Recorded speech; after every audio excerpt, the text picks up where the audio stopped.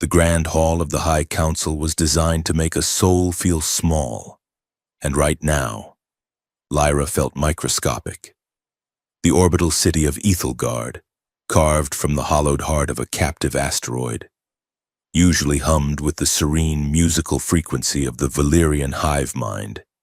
But today there was only silence. It was a heavy, suffocating silence that pressed against Lyra's silver skin like a physical weight. She knelt on the obsidian dais, her knees bruising against the hard stone. Above her, the domed ceiling displayed the slow, majestic rotation of the stars outside, a view that used to bring her peace. Now, it looked like a cold, unblinking eye. High Counselor Varen stood before her, his own bioluminescent markings pulsing with a rhythmic, authoritative gold. Lyra's markings, the delicate, intricate swirls of azure and violet that mapped her lineage and her station as a senior analyst, were dull, flickering weakly with her fear. "You have broken the harmony," Varen intoned, his voice amplified so it resonated in the hollow of Lyra's chest. "You have sought to introduce dissonance into the song of our people." Lyra wanted to scream that the song was already broken, that the harmony was a lie built on dead bodies. But her vocal cords were paralyzed by a neural dampener. She could only stare, wide-eyed and trembling, as the ritual master approached with the branding rod. It was not heat that shimmered at the tip of the rod, but a void, a null point of anti-data designed to burn the light out of a Valyrian's nervous system. Flashbacks assaulted her, jagged and uncontrolled, triggered by the proximity of the punishment device. She saw herself 3 weeks ago, sitting in her analysis pod, the stream of quantum data flowing directly into her mind through her neural interface. It was supposed to be a routine audit of the border skirmishes in the 7th sector. The Council claimed human insurgents were raiding Valyrian medical outposts.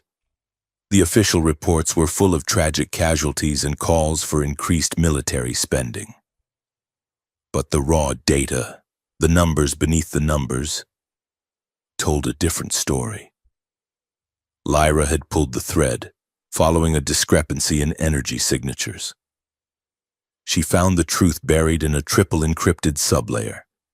There were no human insurgents. The attacks were staged by Valyrian stealth frigates firing on their own people. The Council was manufacturing a war to justify purging the lower castes and seizing their resource allotments. She remembered the cold horror of that realization. She remembered the frantic, terrifying hour she spent packaging the proof, compressing the holographic footage and the flight logs into a single data shard. She had tried to transmit it to the Interstellar Neutrality Network, a desperate broadcast into the dark. But the Council had been watching. The memory of the interception was a blur of red warning lights and armed guards storming her pod. They did not just arrest her. They erased her. The ritual master pressed the rod against Lyra's collarbone. The pain was not physical. It was existential. It felt as if a piece of her soul was being torn away. The azure light in her skin shrieked and died at the point of contact, leaving behind a jagged, dead gray scar. The brand of the truth touched. It marked her as a liar, a traitor, a cancer in the perfect society of Ethelgard. "We do not kill you, Lyra of the Void," Varen said, his voice devoid of pity. "To kill you would be to acknowledge you exist. Instead, we cast you out. You are erased." The dampener released her throat, but she had no breath to scream. She slumped forward, gasping, as 2 guards in faceless ceremonial armor grabbed her arms. They dragged her from the dais, her feet trailing uselessly over the polished floor. "The sentence is absolute," Varen called out, his voice fading as they hauled her toward the service lifts. "The kill seed has been planted. May your light fade in silence." The kill seed. The words echoed in her mind, terrifying and final. They had injected a neurobiological construct into her interface, a digital poison that would slowly cannibalize her nervous system. It would eat her light, then her memories, and finally her autonomic functions. The guards threw her into the service lift and punched the button for the Undercity, the rusted industrial bowels of the asteroid where the air scrubbers vented and the waste was processed. As the lift plummeted, leaving the starlight and the gold-trimmed halls behind, Lyra curled into a ball, clutching her burning shoulder. The pain in her head was already starting, a low, static hum that promised a long, agonizing darkness. 300 levels down, the air tasted like recycled rust and ozone. Elias Ward sat in the back corner of a place called the Rusty Rivet, a dive bar that seemed held together by solidified grease and bad intentions. He nursed a glass of amber liquid that the bartender insisted was whiskey, though Elias was 90% sure it was distinctly thinned hydraulic fluid. He kept his back to the wall, his eyes scanning the room over the rim of his glass. He looked like any other drift worker or mercenary passing through the asteroid's lawless lower decks. Worn leather jacket, combat boots that had seen too many different gravities, and a face that was handsome in a rough, weather-beaten way. A faint scar ran through his left eyebrow, a souvenir from a shrapnel burst on Titan. "So, tell me again why we are drinking battery acid in a sewer," asked the woman sitting opposite him. Rook was his pilot, a sharp-tongued Mars-born mechanic with oil permanently stained into her cuticles. "We are soaking in the local culture," Elias said, his voice a low, gravelly drawl. Rook snorted. "The culture here is mostly fungal. We delivered the cargo. The medical crates are signed for. We should be spinning up the FTL drive. Elias, this place gives me the creeps. The Valyrians up top are too shiny, and the ones down here look like they are waiting for an excuse to stab someone." Elias set his glass down. "We are not leaving yet." Rook leaned in, lowering her voice. "This is about the rumors, isn't it? The missing dissidents." Elias did not answer immediately. He was watching a group of dock workers near the entrance, observing the way they went quiet whenever a station patrol drone buzzed past. He had spent 10 years in special forces before the politics got too dirty for his stomach, and another 5 as a security consultant for clients who paid him to fix problems the law could not touch. He knew the smell of fear. This entire station reeked of it. "My contact said the Valyrian Council is doing more than just tightening security," Elias murmured. "There are whispers of purges, entire habitation blocks going dark overnight. If they are ramping up for something big, something that spills over into human space, I need to know." "You are not a soldier anymore, Eli," Rook said softly. "You do not have to save the galaxy. The pay for this cargo run was good enough."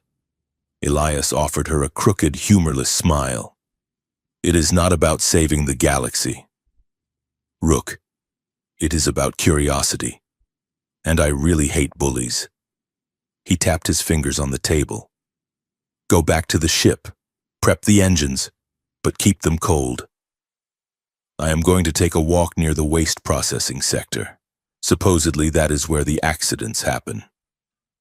"You are going to get yourself shot," Rook said, shaking her head as she stood up. "And if you do, I am stealing your boots." "They are yours," Elias said, raising his glass in a mock toast. He watched her leave, then waited 60 seconds before following. He moved through the crowd with the practiced ease of a predator, slipping out the side door into the labyrinth of corridors that made up the Undercity. The lighting down here was erratic, flickering halogen strips that buzzed like angry hornets. The walls were covered in condensation and graffiti in a dozen languages. Elias walked with a casual slouch, but his muscles were coiled. His hand hovered near the heavy blaster pistol concealed under his jacket. He was heading toward the auxiliary airlocks, a desolate stretch of the station where the maintenance drones dumped slag. If the Valyrians were disappearing people, the waste locks were the most convenient exit. He turned a corner and nearly tripped over a service droid that had deactivated in the middle of the hallway. He sidestepped it, his boots crunching on debris. Up ahead, he heard the hiss of hydraulics and the murmur of voices. They were low, urgent, and speaking Valyrian. Elias pressed himself against a support strut, melting into the shadows. He activated the translator implant in his ear, though the signal was garbled by the thick metal walls. Waste of a cycle. Just dump her. High Council's orders. Make it look like an accident. Elias peered around the strut, 50 feet down the corridor, near a service hatch marked mainly by hazard stripes. Two figures in dark, nondescript jumpsuits were struggling with a third.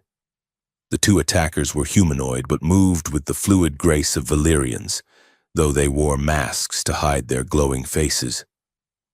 The third figure was limp, dragging on the floor. Elias narrowed his eyes. It was a woman. Even in the gloom, she was striking, tall and slender, with skin the color of moonlight on water. But her light was failing. Flickering in erratic pulses, she looked like a dying star. One of the masked figures punched a keypad on the wall. The warning light above a disposal hatch turned from red to amber.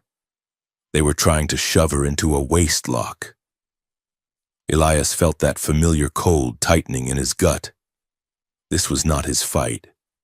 He was here for intel, not a rescue mission that would blow his cover. He should turn around, walk away, and file a report about witnessing an execution. Then the woman lifted her head. She did not scream. She just looked up, her eyes locking onto the empty corridor with a terrifying, vacant intensity. She looked like she was already dead, and that enraged him. One of the assassins grabbed her by the hair, dragging her toward the opening maw of the airlock. "Hey!" Elias shouted, his voice booming down the corridor. It was a stupid move, tactically speaking, but it had the desired effect. The assassins froze. The one holding the woman turned, reaching for a weapon at his belt. "This is a restricted zone. Human," the assassin hissed, his voice modulated by a mask. "Walk away. I think I am lost," Elias said, stepping out of the shadows, his hands held up in a placating gesture. "I was looking for the restroom. You would not believe the bladder pressure you get from that synthetic whiskey."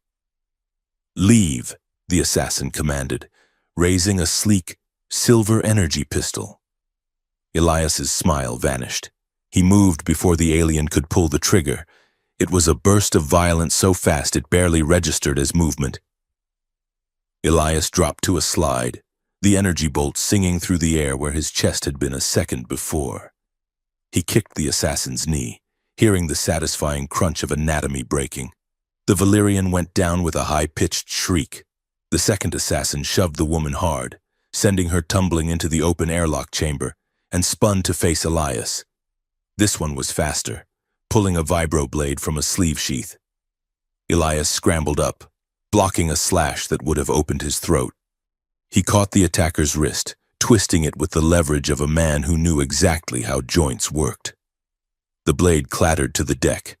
Elias followed up with a brutal headbutt, his forehead slamming into the assassin's mask. The mask cracked, and the Valyrian staggered back, dazed. "The airlock cycle is engaging," the first assassin yelled from the floor, clutching his shattered knee. He slapped the control panel. A klaxon began to wail. The inner door of the waste lock, where the woman was lying crumpled, began to slide shut. "No!" Elias growled. He lunged for the panel, but the second assassin tackled him. They hit the deck, grappling, inside the lock. Lyra gasped, the sound of the alarm cutting through the static in her head. She saw the heavy blast door descending. Beyond the outer door was the vacuum of space. She was going to be flushed like garbage. She tried to stand, but her legs refused to obey. The kill seed was rewriting her motor functions, turning her nerves into fire. She looked at the control panel inside the lock. It was locked out, red lights blinking. She saw the human fighting on the floor outside. He was fighting for her. Why? The question sparked a flicker of clarity in her mind. She could not die here, not without the truth getting out. She reached out with her mind, not her hands. Her interface was corrupted, a maze of pain and broken code. But she grabbed the threads of the local network. She could feel the airlock's operating system, simple, brutish industrial code. She shoved her consciousness into it. It felt like sticking her hand into a fusion reactor. The feedback screamed through her skull, making her vision white out. Override, she thought, screaming the command into the data stream. Sparks showered from the ceiling. The blast door shuddered, halted 3 feet from the floor, and then reversed with a grinding screech. The outer door mechanism shorted out, locking permanently. Outside, Elias threw the second assassin off him, slamming the alien into the wall. The fight had gone out of them. The realization that the airlock was jammed and a heavily armed human was dismantling them caused a tactical retreat. "Abort!" the one with the broken knee yelled. The standing assassin grabbed his injured partner, threw a flashbang grenade onto the floor, and dragged him away into the maze of pipes. Elias shielded his eyes as the grenade went off with a deafening bang and a blinding flash of white light. When his vision cleared, the corridor was empty, save for the smoke. He coughed, waving the acrid air away, and turned toward the airlock. The woman was crawling out from under the jammed door. She collapsed onto the deck plates of the corridor, her silver skin dull and gray, her breathing ragged. Elias holstered his pistol and knelt beside her. "You have got a hell of a survival instinct, lady," he said, reaching out to check her pulse. His fingers brushed her neck, and he recoiled slightly. Her skin was burning hot, feverish, and where he touched her, the dull gray skin rippled with a faint, sudden pulse of blue light. She looked up at him. Her eyes were large, entirely black, and filled with a terrified intelligence. "Human," she rasped. Her voice was melodic but cracked with pain. "Yeah," Elias said, "just a tourist. You want to tell me why 2 covert ops commandos wanted to space you?" She tried to push herself up, but her arms trembled and gave way. "Kill seed," she whispered, "taking me." Elias frowned. He had heard of kill seeds, military-grade nasty work. But looking at her closely now, he saw the brand on her collarbone, the jagged, ugly scar. He sucked in a breath. "You are truth-touched. You are a council exile." He stood up, taking a step back. This was bad. This was radioactive. Helping a random victim was one thing. Aiding a branded traitor to the Valyrian High Council was an act of war. If he was caught with her, his government would disavow him, and the Valyrians would execute him slowly. "I cannot be here," Elias said, his voice hardening. "You are on your own. I stopped them, but I cannot." He stopped. Lyra was looking at him. She did not beg. She did not cry. She just looked at him with a desperate, burning defiance. She was dying, clearly and painfully, but she was refusing to close her eyes. And there was something else, a sensation he could not name. Standing this close to her, he felt a strange hum in the air, like the static before a thunderstorm. It made the hair on his arms stand up. The soldier in him screamed to run. The man in him, the one who had spent too many years seeing good people crushed by systems, hesitated. "2 assassins means you know something," Elias said quietly. "Something they are terrified of." Lyra nodded once, a tiny, jerky movement. "The truth." She breathed, Elias cursed under his breath, a long, inventive string of profanity that would have made his mother faint. He looked down the corridor. The patrol drones would be here in minutes. The flashbang would have tripped the silent alarms. "If I leave you here, they will come back and finish the job," Elias said. Lyra closed her eyes, a single tear, glowing with faint luminescence, tracking down her cheek. Yes. Elias stared at the ceiling for a second, asking a god he did not believe in why he was like this. Then he crouched down and grabbed her arm. "Up," he ordered. "We are moving." He hauled her to her feet. She was lighter than she looked, her bone structure avian and hollow. She stumbled, falling against his chest. For a moment, they froze. Lyra felt the impact of his body, solid, warm, steady. It was a shock to her system. Valyrians were cool to the touch, their energy internal. This human radiated heat like a furnace. And strangely, wonderfully, the screaming noise of the kill seed seemed to dampen slightly, as if his biological field was acting as a shield. Elias felt it too, the smell of her, not perfume, but something like ozone and rain.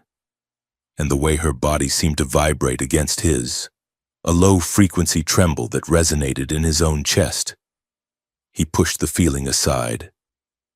"Walk," he said gruffly, "or I carry you." "And I have a bad back. I will walk," Lyra managed to say, gritting her teeth. He wrapped an arm around her waist, supporting her weight, and dragged her away from the airlock. He knew a spot, an old maintenance substation on the level below that had been sealed off for radiation leaks years ago. The leaks were gone, but the sensors still read red, making it the perfect hiding hole. They moved as fast as her failing legs would allow, slipping into the shadows just as the blue lights of a security drone swept the corridor behind them. They reached the maintenance hatch. Elias punched the manual release, shoving the rusted door open with his shoulder. He pulled her inside and kicked it shut, plunging them into darkness. He fumbled for his glow rod, snapping it on.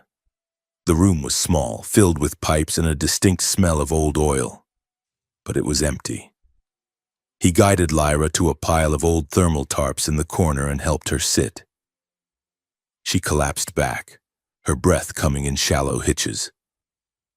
Elias stood over her, hands on his hips, adrenaline fading into a grim realization of the mess he was in. "Okay," Elias said to the damp air. "I have kidnapped a council traitor. I have assaulted 2 diplomatic officers. And I am currently hiding in a toxic closet." He looked down at Lyra. She was watching him again, her hand pressed to her branded chest. "You are insane," she whispered. Elias smirked, though it did not reach his eyes. "That is what my therapist says."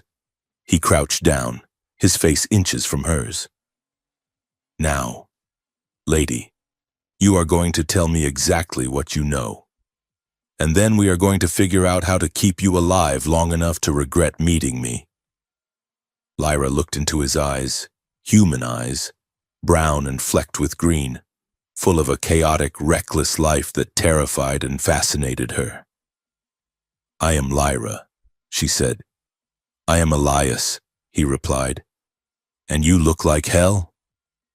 Lyra. The kill seed spiked, a fresh wave of agony.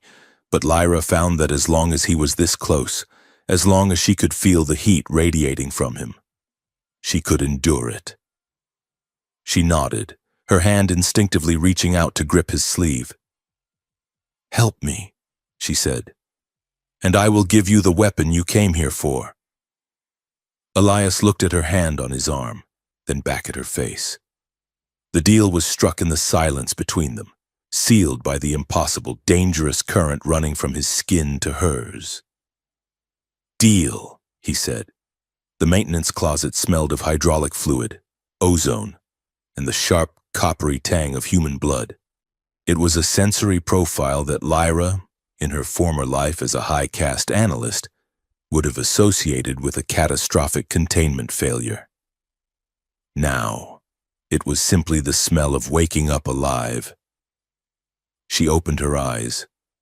The world did not flood back in the crisp, data-rich overlay she was used to. Instead, it stuttered into focus, grainy and dim. Her head felt like it had been cracked open and filled with broken glass. The kill seed was still there, a low-level static buzzing at the base of her skull. But the screaming agony that had nearly consumed her in the corridor had receded to a dull throb. She tried to move and found she was tethered. A chaotic web of plastic tubing and wires ran from a rusted port on the wall to a device strapped to her left arm. It looked like a piece of scavenging junk, a field-grade fluid pump held together with thermal tape and prayers. A thick, clear liquid was being forced into her veins, burning cold as it entered. "Do not pull that out," a voice rumbled from the shadows. "That cocktail is worth more than this entire deck." Lyra turned her head. Elias was sitting on a crate near the door, cleaning his blaster with a rag. He looked tired. The harsh light of a single glow rod cast deep shadows under his eyes and highlighted the stubble on his jaw. He had taken off his heavy jacket, revealing a black tactical shirt that clung to a frame built of lean, dense muscle. "What is this?" Lyra asked, her voice rasping. She looked in horror at the crude needle taped to her silver skin. "You have punctured my dermal layer with hardware," Elias snorted, not looking up from his weapon. "It is a nanofluid blend. Standard issue for special forces when we are cut off from medevac. It is designed to knit bone and boost neural conductivity. I figured your nervous system was shorting out, so I treated it like a blown circuit board." "You treated me like a broken hover tank," Lyra accused, though she lacked the strength to be truly imperious. "This is primitive. My biology is silicon-carbon-based. Your human fluids should be rejecting. They should be." Elias agreed. He snapped the slide of his pistol back into place with a metallic click. "But they are not. Your vitals stabilized 20 minutes ago. You were convulsing. Lyra, I had to improvise." He stood up and walked toward the small diagnostic screen he had rigged up next to her cot. It was a bulky, outdated medical scanner he must have had in his pack.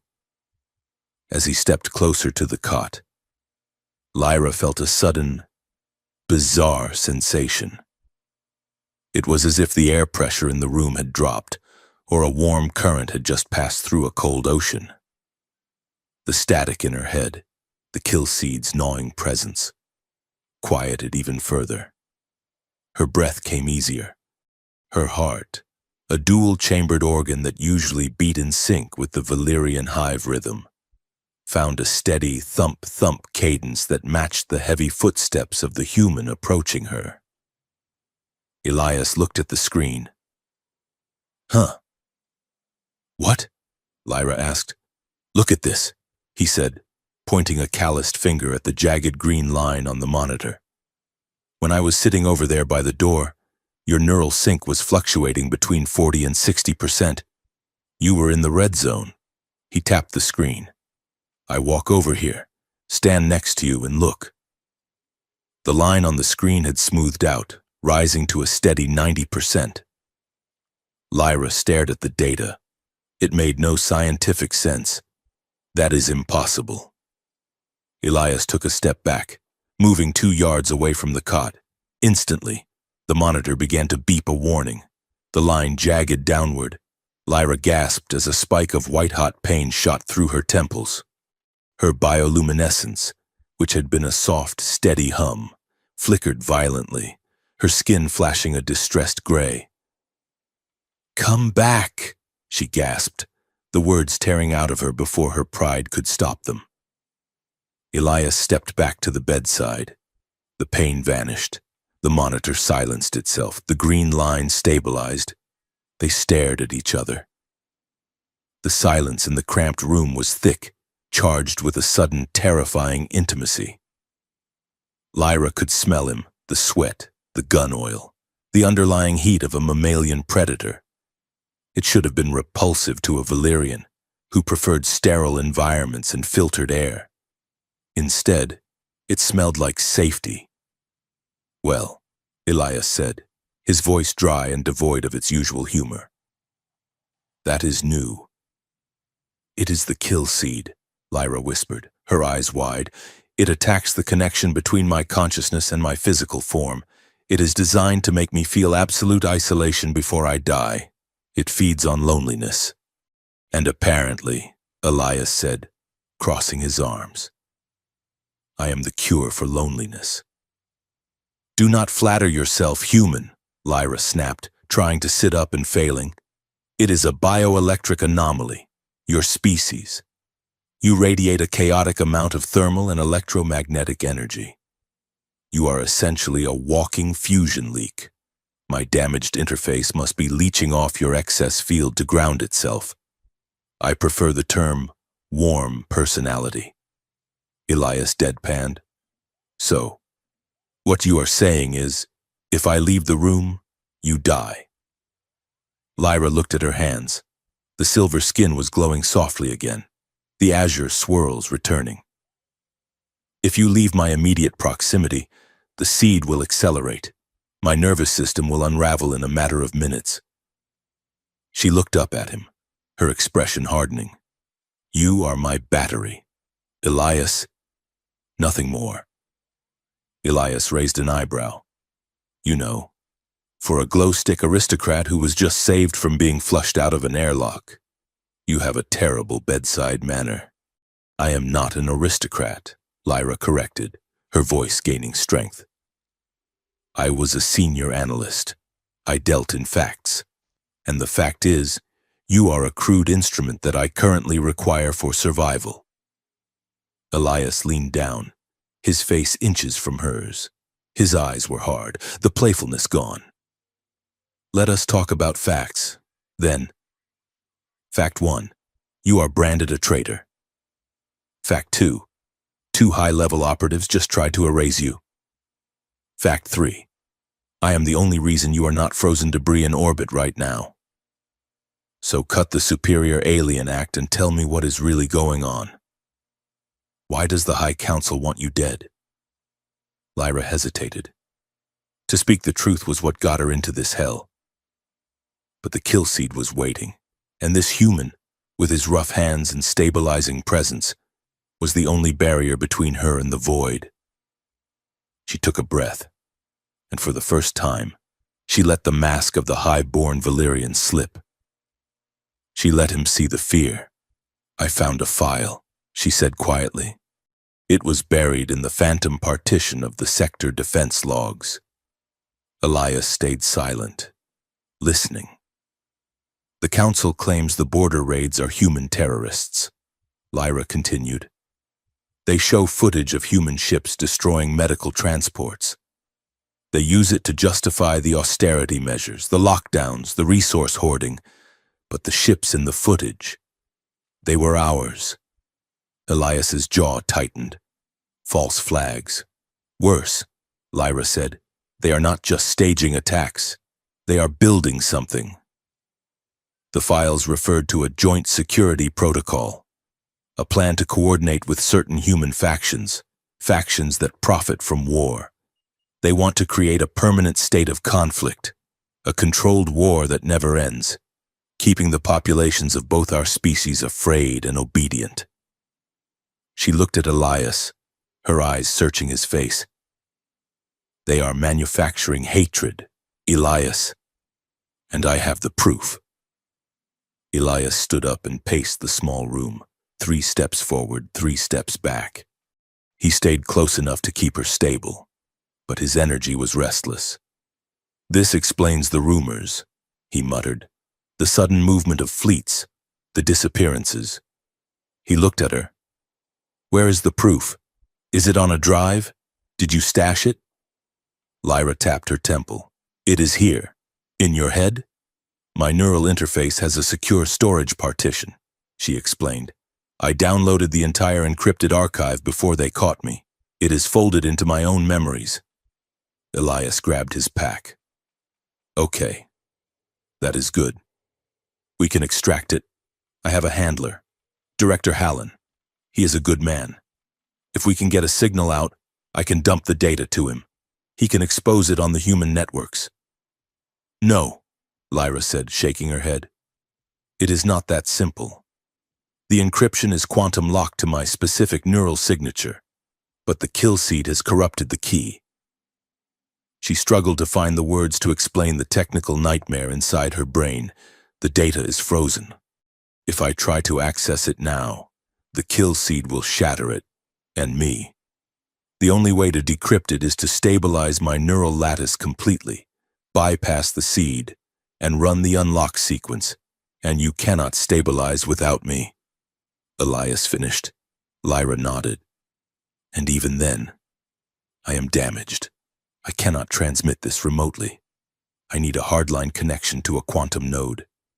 I need to be there, physically, to bridge the gap. Elias ran a hand through his hair, laughing softly, a bitter, incredulous sound. So, let me get this straight. You are a walking bomb of galactic secrets. You are dying. The only thing keeping you alive is my physical presence. And we cannot just email the proof to the good guys. We have to hand-deliver it while every assassin in the sector hunts us. That is an accurate summary, Lyra said. Elias looked at her. He looked at the fragile, beautiful alien woman lying on a pile of dirty tarps, her skin glowing with the same soft light as the stars he used to watch from his childhood porch on Earth. He saw the terrifying vulnerability in her eyes. I was cast out for knowing the truth, Lyra whispered, her voice trembling with a sudden realization of her own words. She looked at him, her gaze locking onto his, until a human became my last chance to live. The admission hung in the air, heavy and undeniable. It shocked Lyra. She had been taught that humans were chaotic, emotional, and dangerous. Yet here was one who was literally anchoring her soul to her body. Elias stared at her for a long moment. The mercenary cynicism that usually armored him seemed to crack. Okay, he said softly. Okay? We are partners, Elias said. He reached out and disconnected the IV drip. You look stable enough to move. We cannot stay here. They will sweep this sector eventually. He offered her a hand. I keep you alive. You keep the data safe. We find a way off this rock and we burn their lie to the ground.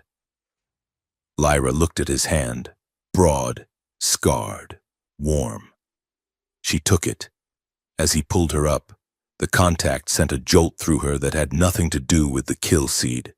It was a rush of adrenaline and something else, a shared current of defiance. Deal, she said. The Undercity was a different world from the sterile golden halls of the High Council. It was a place of shadows and neon, where the air hummed with the sound of illegal machinery and the music of a dozen different species. Lyra and Elias moved through the service tunnels, avoiding the main thoroughfares. Elias had given her a heavy gray poncho to cover her glowing markings. But her face was still a liability. She kept the hood low. They were heading for the commercial district, seeking a contact Elias claimed could help them. But the path was blocked by a sector lockdown. Patrol ahead, Elias hissed, pulling Lyra into the alcove of a closed noodle shop. 50 meters down the walkway, a squad of Valyrian enforcers was checking IDs. A drone hovered above them, its scanner sweeping the crowd. We cannot go through that, Lyra whispered. The drone is scanning for biosignatures. It will flag me immediately. Elias looked around. He spotted a ventilation grate near the floor. Plan B, he said. We go under. He pried the grate open. It was a tight squeeze. A very tight squeeze. Ladies first, he gestured. Lyra crawled into the tube. It was a maintenance conduit for the station's heating systems. It was dark, hot, and smelled of grease. Elias crawled in behind her, pulling the grate shut. They crawled on their hands and knees for 50 meters until the tube narrowed significantly where a junction box had been installed. "We have to squeeze past this," Elias whispered.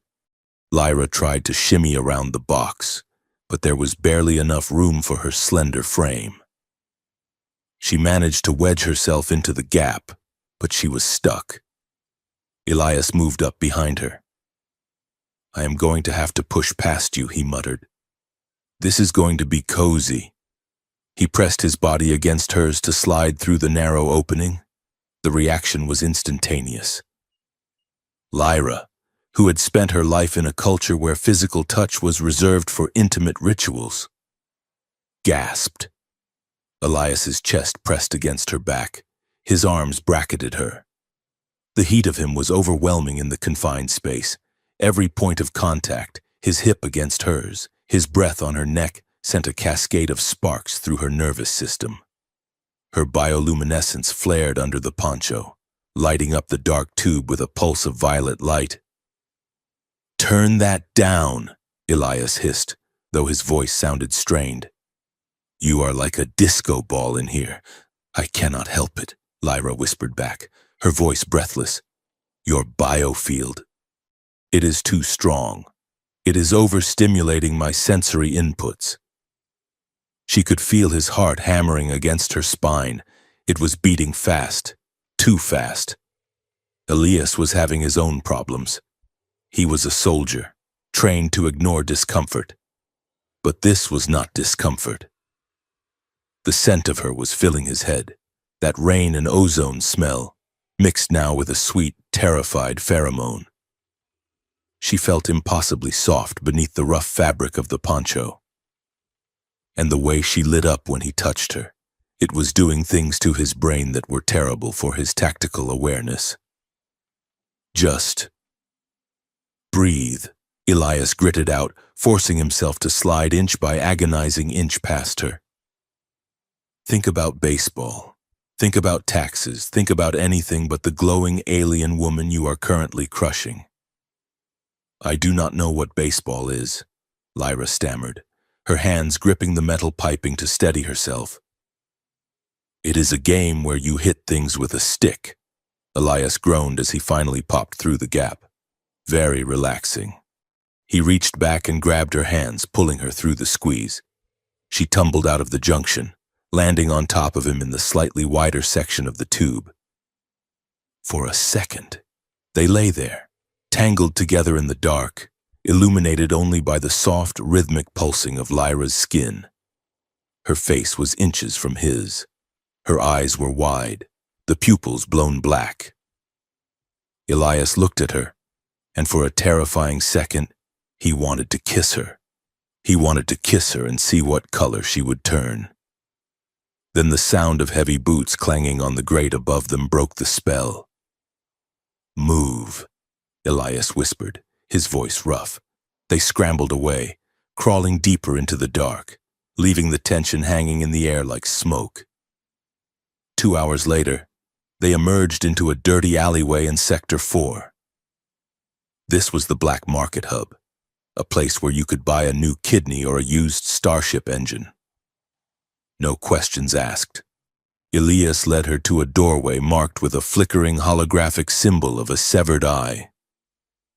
"Dr. Kivo's clinic," Elias said. "Try not to stare at his arms. He is sensitive about them." He knocked, a rhythmic pattern of 3 heavy thuds and 2 light taps. The door hissed open.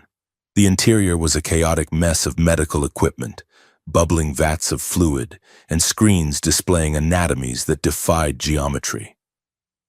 Standing in the center of the room was Dr. Kivo.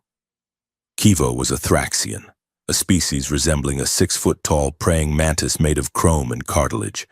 He had 4 arms, multifaceted eyes that rotated independently, and he was wearing a bright pink lab coat that clashed violently with his chitinous shell.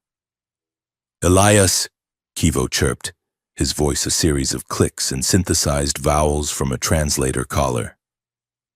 You look terrible. Who is your glowing friend? And why does she smell like a walking bounty? Kivo, Elias said, stepping inside and pulling Lyra with him. We need help. She is truth-touched. Kill seed. Kivo's mandibles clicked rapidly, a sign of surprise. A kill seed? Deliciously complex. Nasty way to go. Very poetic. He scuttled over to Lyra, his upper arms manipulating a scanner while his lower arms adjusted his glasses. He scanned her, whistling a low, discordant tune. Fascinating, Kivo murmured. Her lattice is shredding, but, hello? What is this? There is a secondary resonance pattern overlaying her system. Crude, high thermal, chaotic. He spun one eye toward Elias. You? You are stabilizing her? It is a long story, Elias said. Can you fix her? Fix? No, Kivo said, turning back to his console. The seed is woven into her quantum strings. To remove it, I would need a surgical suite worth 1 billion credits. But I can patch it. Patch it? Lyra asked, stepping forward. I can build a bridge, Kivo explained, his 4 hands flying over a holographic keyboard. A synthetic neuroshunt. It will lock onto Elias's biosignature and amplify it, creating a permanent buffer. It will stop the pain. It will stop the dying. For a while. Do it, Elias said. Kivo wagged a finger claw. Not so fast. My services are not free, Elias. And you know I do not take credits. I trade in favors. What do you want, Kivo? Elias asked, his hand drifting toward his wallet, then stopping. Information, Kivo said, specifically, a data shard. Lyra stiffened. We already have a shard, not yours. Darling, Kivo clicked, there is a Valyrian embassy 2 levels up. In their secure vault, there is a shard containing the genetic patent for a new type of terraforming algae. Extremely valuable on the black market. You want us to rob a Valyrian embassy? Elias asked incredulously. We are already the most wanted people on this station. Exactly. Kivo spread his arms. They are looking for you in the shadows, and they will never expect you to walk right into the front door. Kivo leaned in, his compound eyes glittering. The embassy is holding a gala tonight. A diplomatic reception, high society, masks, champagne. He pointed a claw at Lyra. She is high caste. She knows the etiquette. She can get you in. And if we do this, Elias asked, I give you the shunt, Kivo promised, and I will give you a ride on my freighter. I am leaving this rock in 6 hours. If you are on my ship with the algae shard, you come with me. If not, well, try not to bleed on my doorstep. Elias looked at Lyra. It was madness. It was suicide. But they had no other options. We do it, Lyra said, her voice steady. Elias sighed, rubbing the back of his neck. I hate galas. I do not own a tie. Kivo clapped his lower hands together. Wonderful. Now let us do something about that outfit. Elias, you look like a disposal worker who got into a fight with a vending machine. And Lyra, we need to make you shine. The doctor ushered them further into the clinic, the buzz of his excitement masking the deadly reality of what they had just agreed to. They were going to walk into the lion's den, relying on a dying woman and a soldier who was dangerously distracted by her, to steal from the very people trying to kill them. As Lyra passed Elias, she brushed his arm. The jolt was still there, stronger than before. Stay close, she whispered. Elias looked at her, and a slow, reckless grin spread across his face. Always. Partner.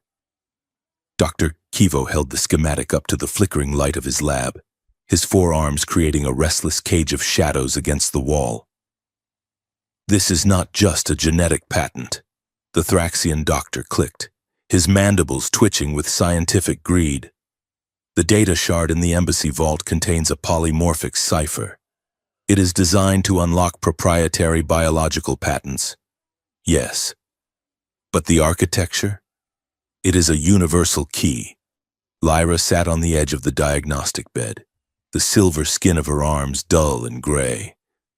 The kill seed was a low throb at the base of her skull, a reminder that her time was measured in heartbeats.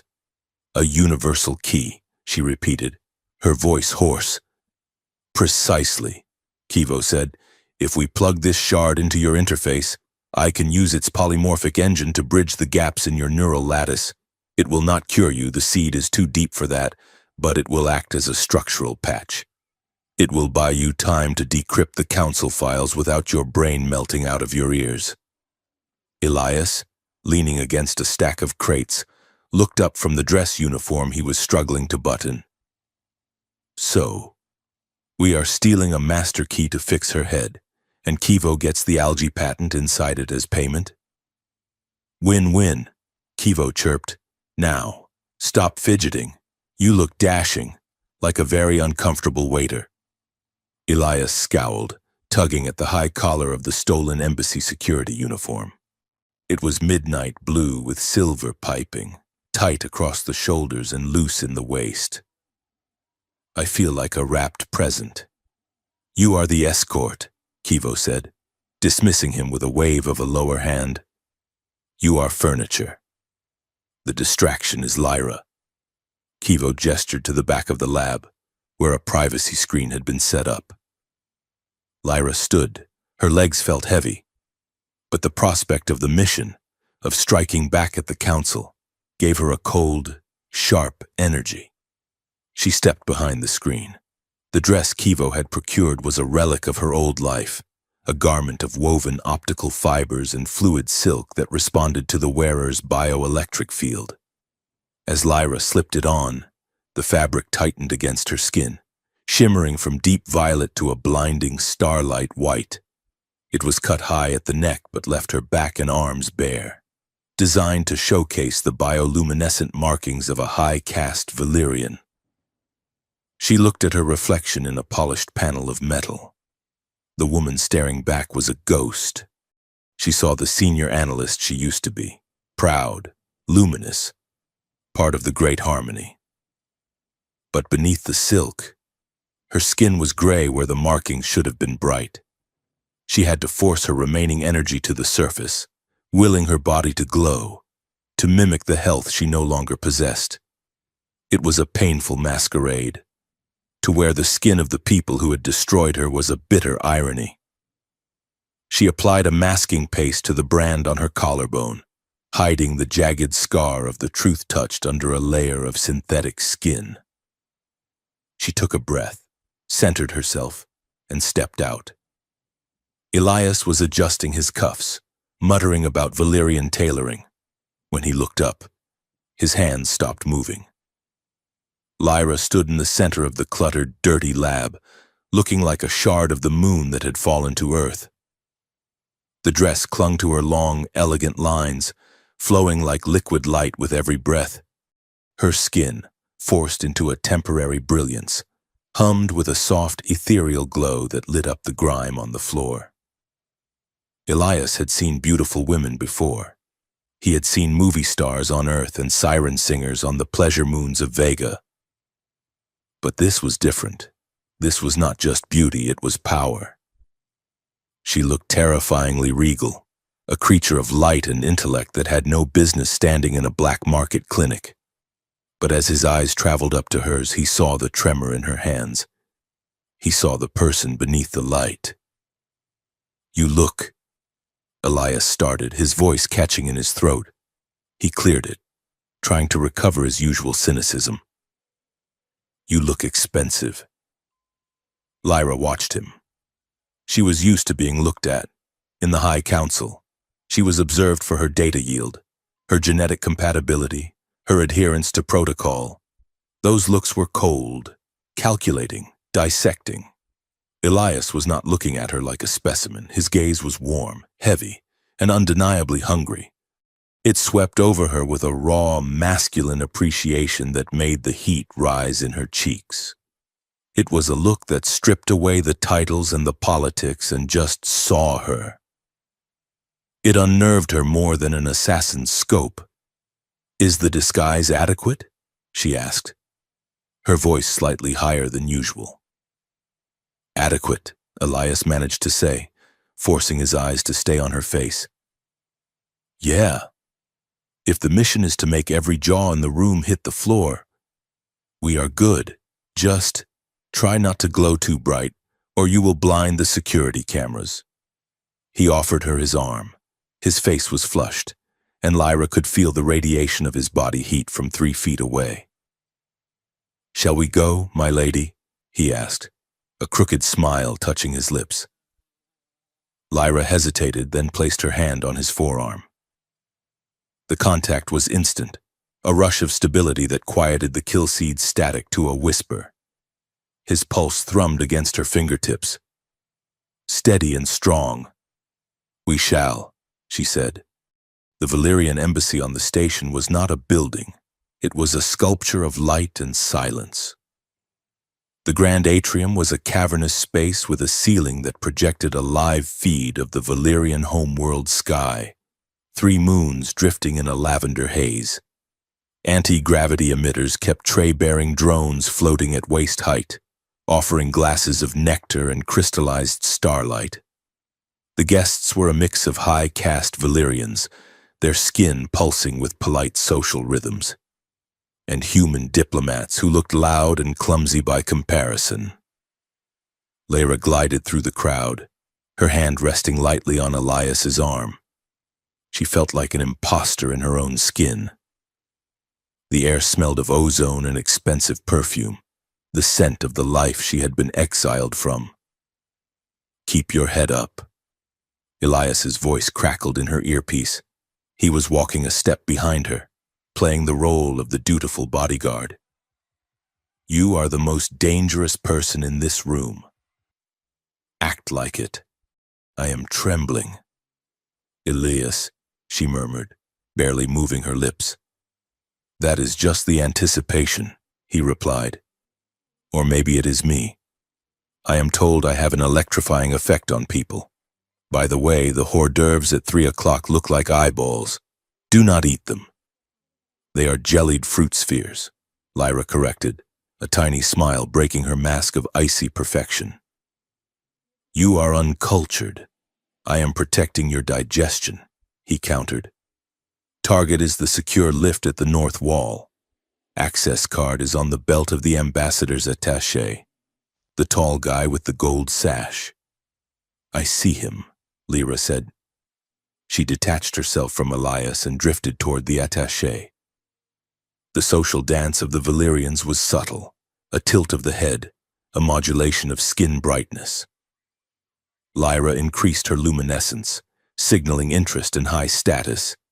The attaché turned, his eyes widening as he took in her appearance.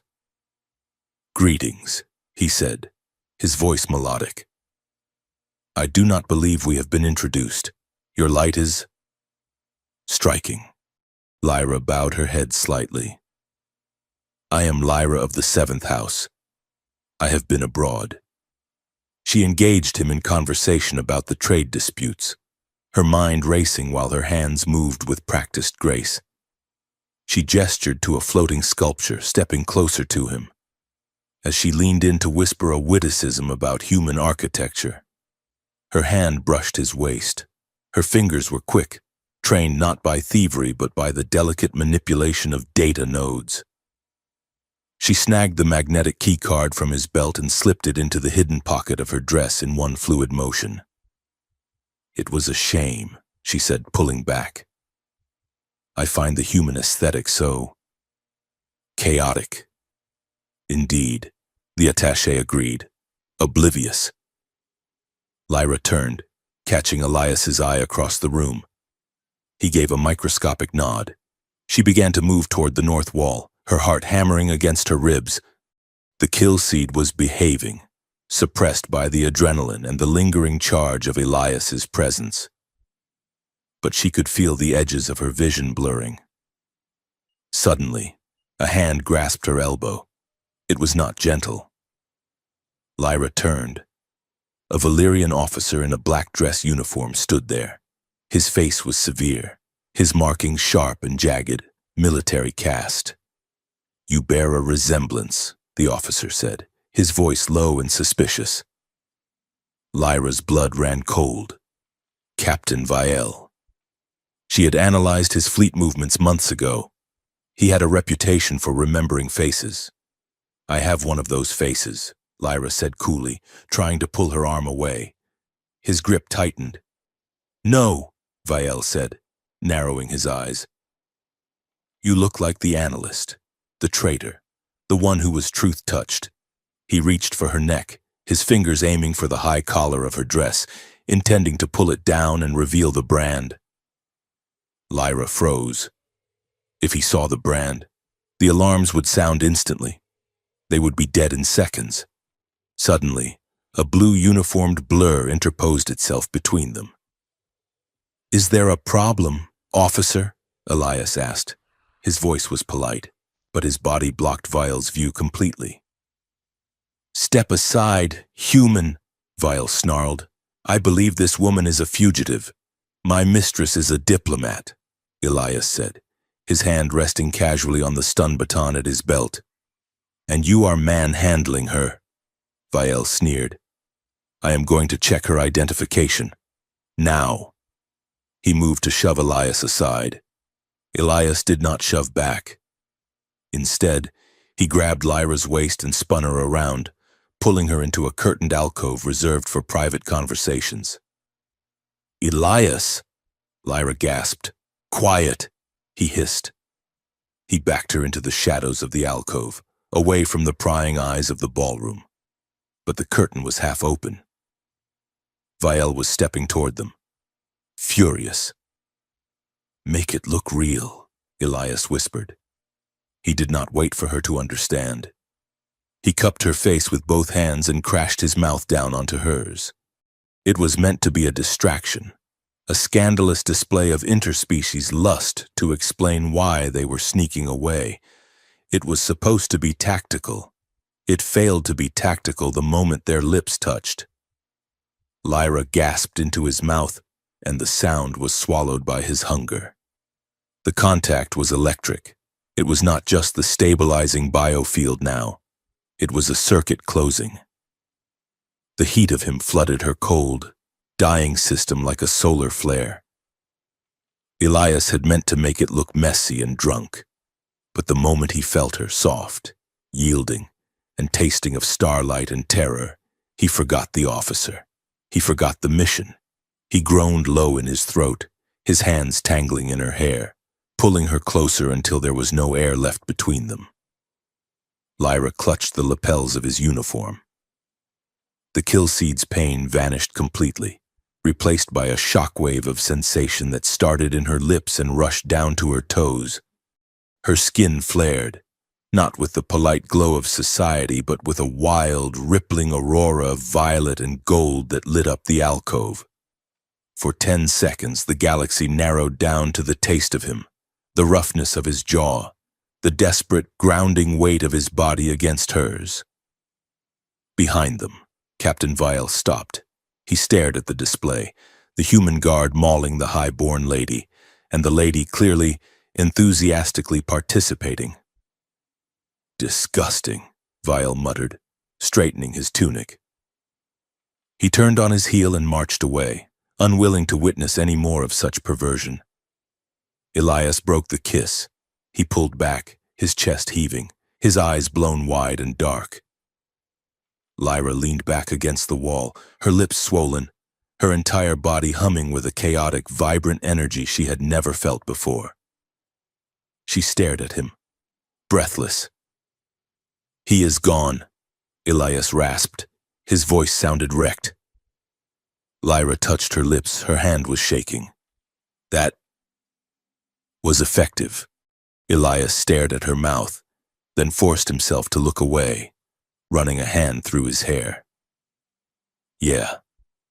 Standard operational procedure. Do not read into it.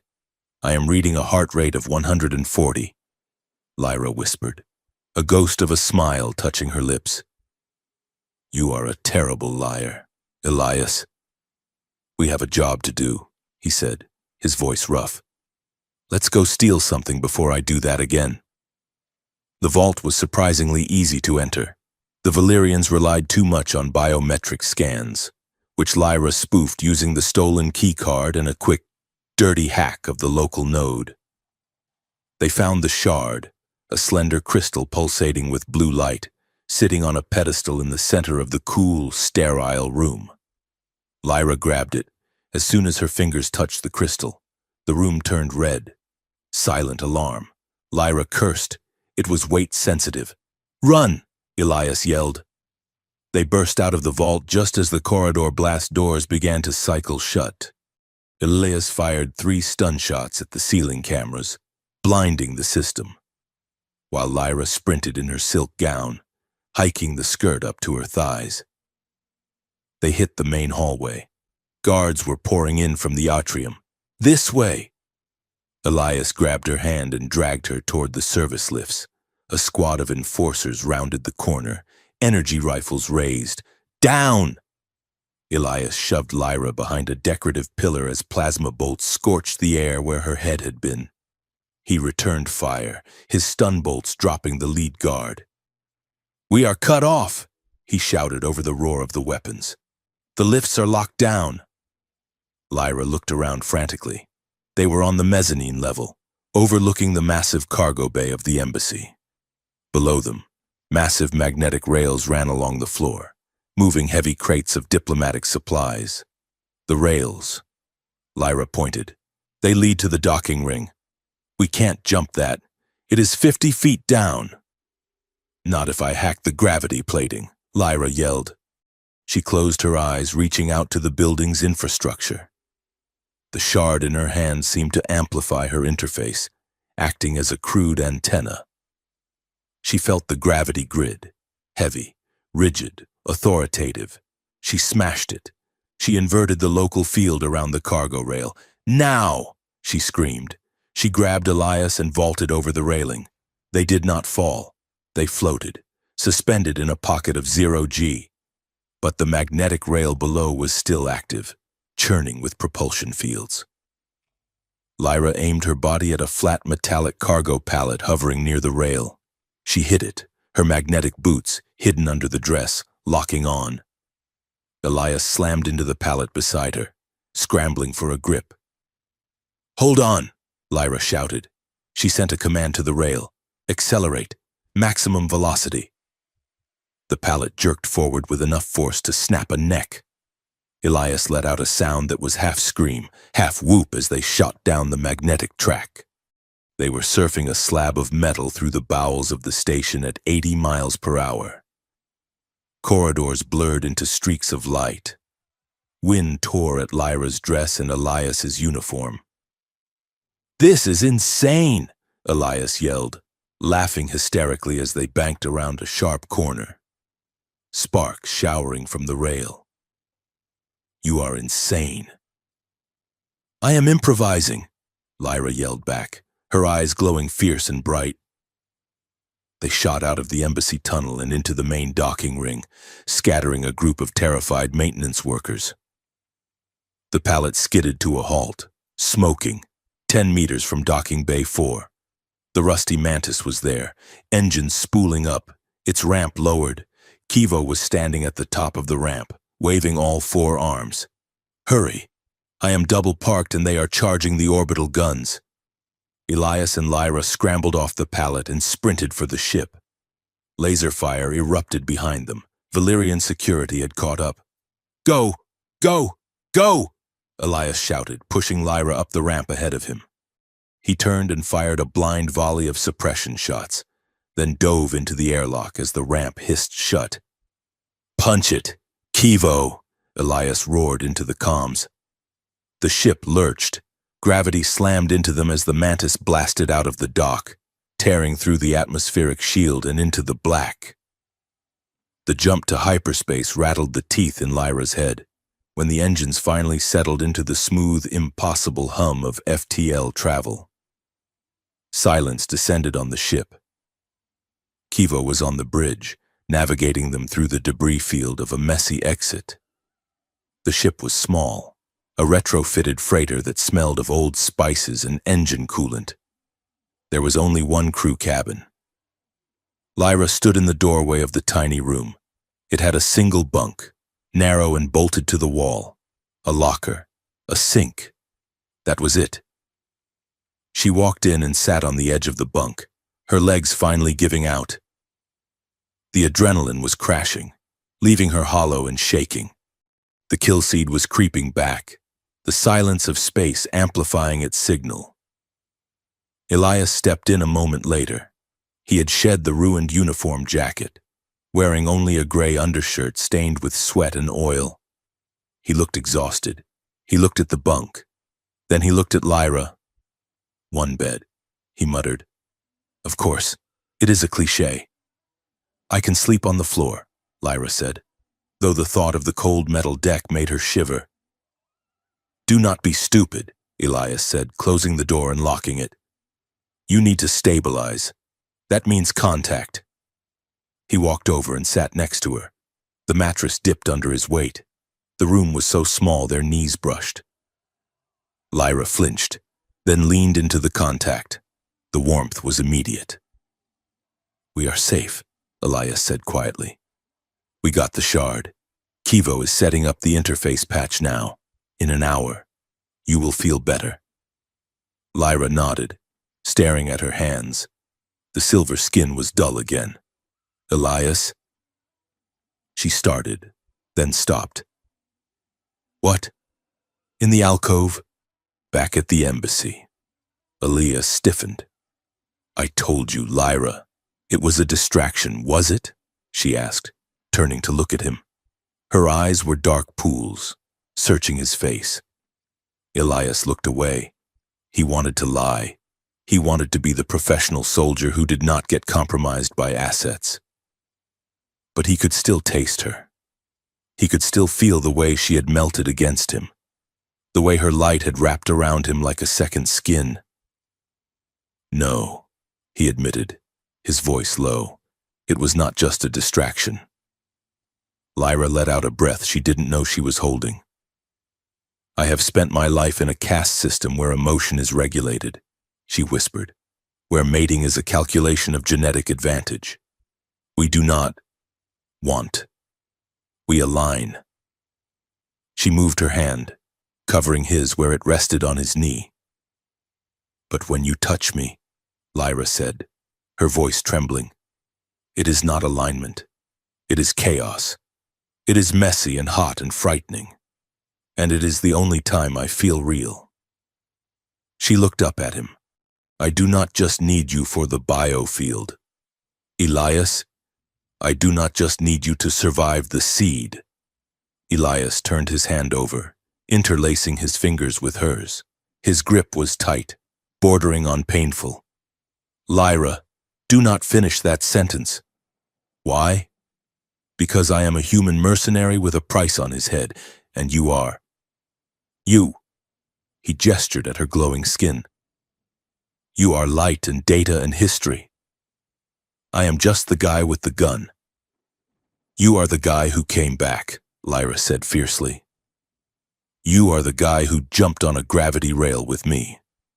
She leaned closer. The air in the cabin grew thick, charged with the static of the kill seed and the stronger, deeper resonance of their proximity. "My people call it integration," Lyra whispered. "When two systems realize they cannot function at peak efficiency without the other, it is not rational. It crosses boundaries." She paused, her breath hitching. "I want that. With you."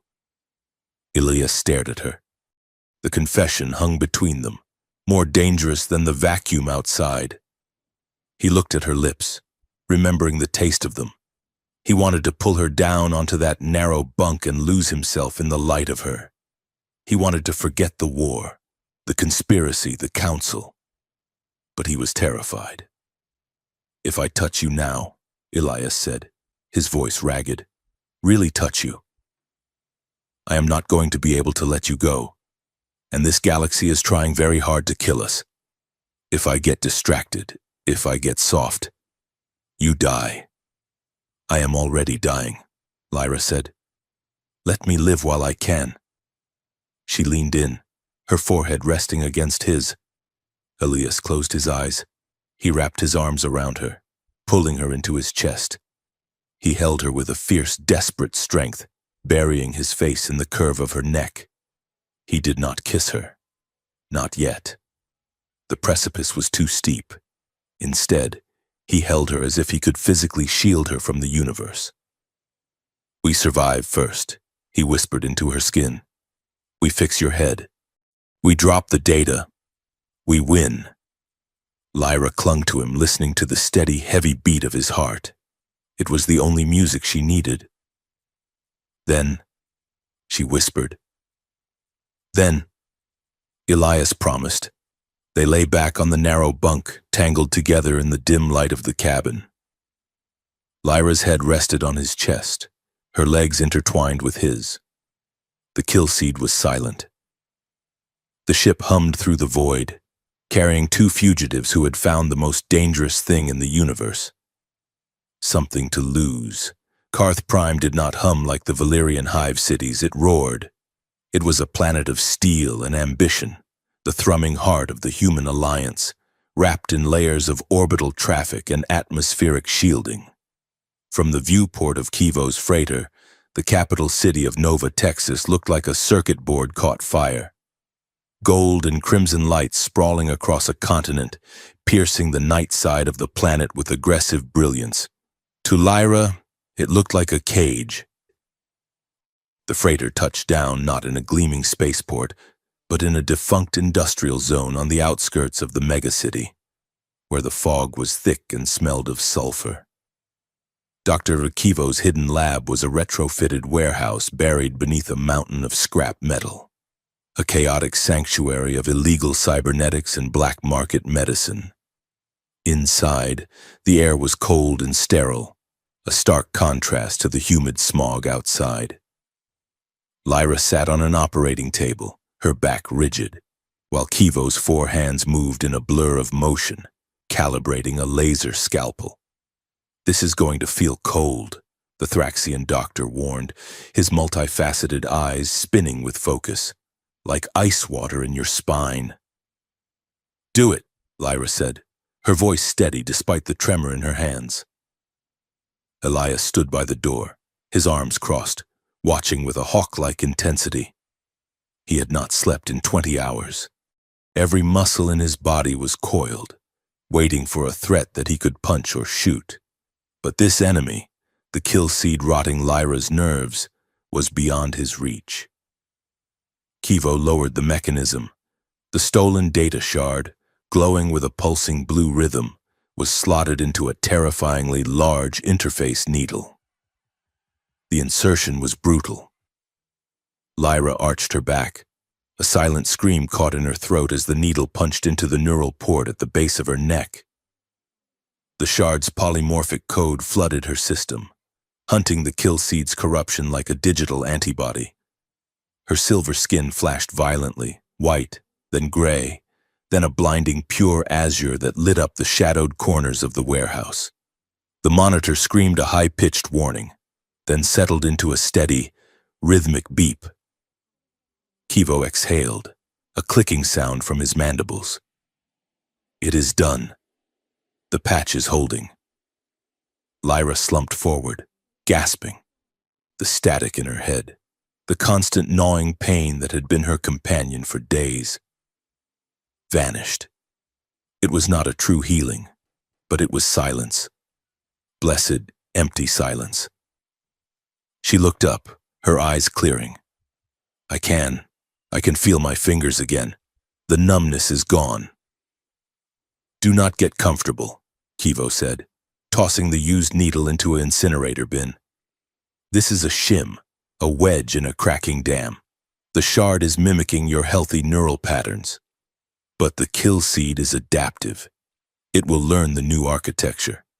You have 48 hours, perhaps less. before your system collapses completely. Elias stepped forward, the tension in his shoulders dropping an inch. So we bought time. We bought a stay of execution, Lyra corrected, sliding off the table. She felt lighter, the heavy cloak of imminent death lifted just enough to let her breathe. To purge this permanently, we need a full system reset. We need to overwrite the seed with the original Council source code. And to do that, Elias finished, we need a quantum node with enough processing power to simulate a Valyrian hive mind. There is only one such node on Karth Prime, Lyra said, the central spire, where the summit is being held. The irony was bitter. To save her life and expose the truth, they had to break into the most heavily guarded building on the planet during the most sensitive political event of the century. A heavy pounding on the warehouse's outer blast doors interrupted them. Kivo froze, all four arms raised.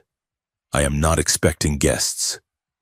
Elias drew his heavy blaster in a single fluid motion, moving to put himself between the door and Lyra. Stay back. The blast doors hissed, the locking mechanism cycling open from the outside with an override code. The heavy metal groaned and slid aside, revealing a silhouette framed by the misty morning light. It was a man in a sharply tailored charcoal suit, flanked by two armed, distinctively unobtrusive bodyguards. He raised his hands, empty and open. Easy. Elias, the man said, his voice smooth, cultured, and utterly unthreatened. Put the cannon away. You are making me nervous. Elias hesitated, then lowered the weapon, though he did not holster it. Director Hallen. Hallen stepped into the lab, his polished shoes crunching softly on the grit. He was a handsome man in his 50s, with silver fox hair and a face that projected the kind of trustworthy stability that won elections. He looked around the grimy lab with a faint grimace before his eyes landed on Lyra. So this is her, Hallen said softly. The woman who started a war. She is the woman who is going to stop one, Elias said, his voice hard. You got my message. I did. Hallen nodded. I have to admit, Elias, when you went dark, I assumed you were dead in a ditch on the mining station. To find out you have not only survived but extracted a high-value Valyrian defector. Well, you always were my best asset. He walked toward Lyra, stopping a respectful distance away. He offered a slight bow, a human gesture of diplomacy. Lyra of the 7th House, Hallen said. I am Director Hallen of Alliance Intelligence. You are safe now. Lyra looked at him. Her new neural patch was humming, processing sensory input with startling clarity. She saw the sweat on his upper lip, the slight dilation of his pupils. But more than that, her interface picked up the faint, ghostly whisper of his personal comms unit. It was encrypted, naturally. But the encryption signature had a specific resonance. It tasted familiar. It tasted like the black files she had stolen from the Valyrian Council. I am not safe, Director, Lyra said, her voice cool and guarded. I am merely still breathing. There is a difference, Hallen chuckled, a warm, practiced sound, a pragmatist. I like that. Elias tells me you have evidence. Proof that the Valyrian Council is manufacturing this conflict. It is in her head, Elias interjected, stepping to Lyra's side, encrypted. We need a secure environment to extract it, and we need access to the central spire's node to save her life. Hallen nodded gravely. The summit begins in 2 days. The security grid is already up, but I can get you in. I have a team prepping a secure decryption suite at a safe house in the city center. We will get the data. We will save your life. And then we will present the truth to the delegates. We will break the council's back on live television. He smiled at Elias. You did good, son. Now let me handle the politics. Elias looked at Lyra. He was waiting for her signal. Lyra hesitated. The resonance on Hallen's comms was troubling, but it could be a coincidence. Intelligence agencies often use stolen tech, and right now, Hallen was their only path to the spire. "We will go with you," Lyra said. "But the data stays with me until I am connected to the node." "Of course," Hallen agreed smoothly. "I would not have it any other way. My transport is outside." The safe house was less a house and more a fortress buried beneath a nondescript office building in the financial district. It was sleek, white, and humming with servers. Hallen's team, silent, efficient technicians in white coats, began setting up the interface console immediately. "It will take a few hours to calibrate the equipment for Valyrian biology," Hallen told them, checking his chrono. "Why don't you two take a walk, get some air? You look like you have been living in a maintenance vent." "We have been," Elias muttered. "Go," Hallen urged. "Enjoy the city. You are heroes in waiting. Take a moment to feel human." Elias looked at Lyra. She was staring at the blank white walls of the facility, looking trapped. "Come on," Elias said, touching her arm. "The patch is holding. Let's go see the sky." They emerged from the underground facility into the sensory overload of the night market. The sun had set, and Nova, Texas had turned into a canyon of neon. Holographic advertisements the size of starships floated between the skyscrapers, selling everything from synthetic eyes to vacation packages on terraformed moons. The street level was a crushing river of humanity, traders, tourists, cybermonks, and street kids, all moving to the thumping bass of music that seemed to come from the pavement itself. Lyra walked close to Elias, her eyes wide. She had spent her life in the serene, orderly silence of the Valyrian stations. This was chaos. "It is so." Loud, she shouted over the noise of a maglev train passing overhead. "That is the smell of freedom." Elias grinned, steering her away from a vendor selling roasted reptiles. "Or maybe that is just the falafel cart." He bought them food, skewers of sizzling, unidentified meat covered in a dark, spicy sauce. "Eat," he commanded. "You need the calories." Lyra looked at the skewer suspiciously. "Is this biological or industrial? 50-50 chance." Elias shrugged, taking a bite. Lyra took a tentative bite. The spice hit her tongue like a shockwave. Her eyes watered, and she let out a cough that sounded like a chime. "It burns," she gasped, fanning her mouth. "Why would you consume pain for pleasure?" Elias laughed, a genuine open sound that made several people turn and look. He handed her a bottle of cold water.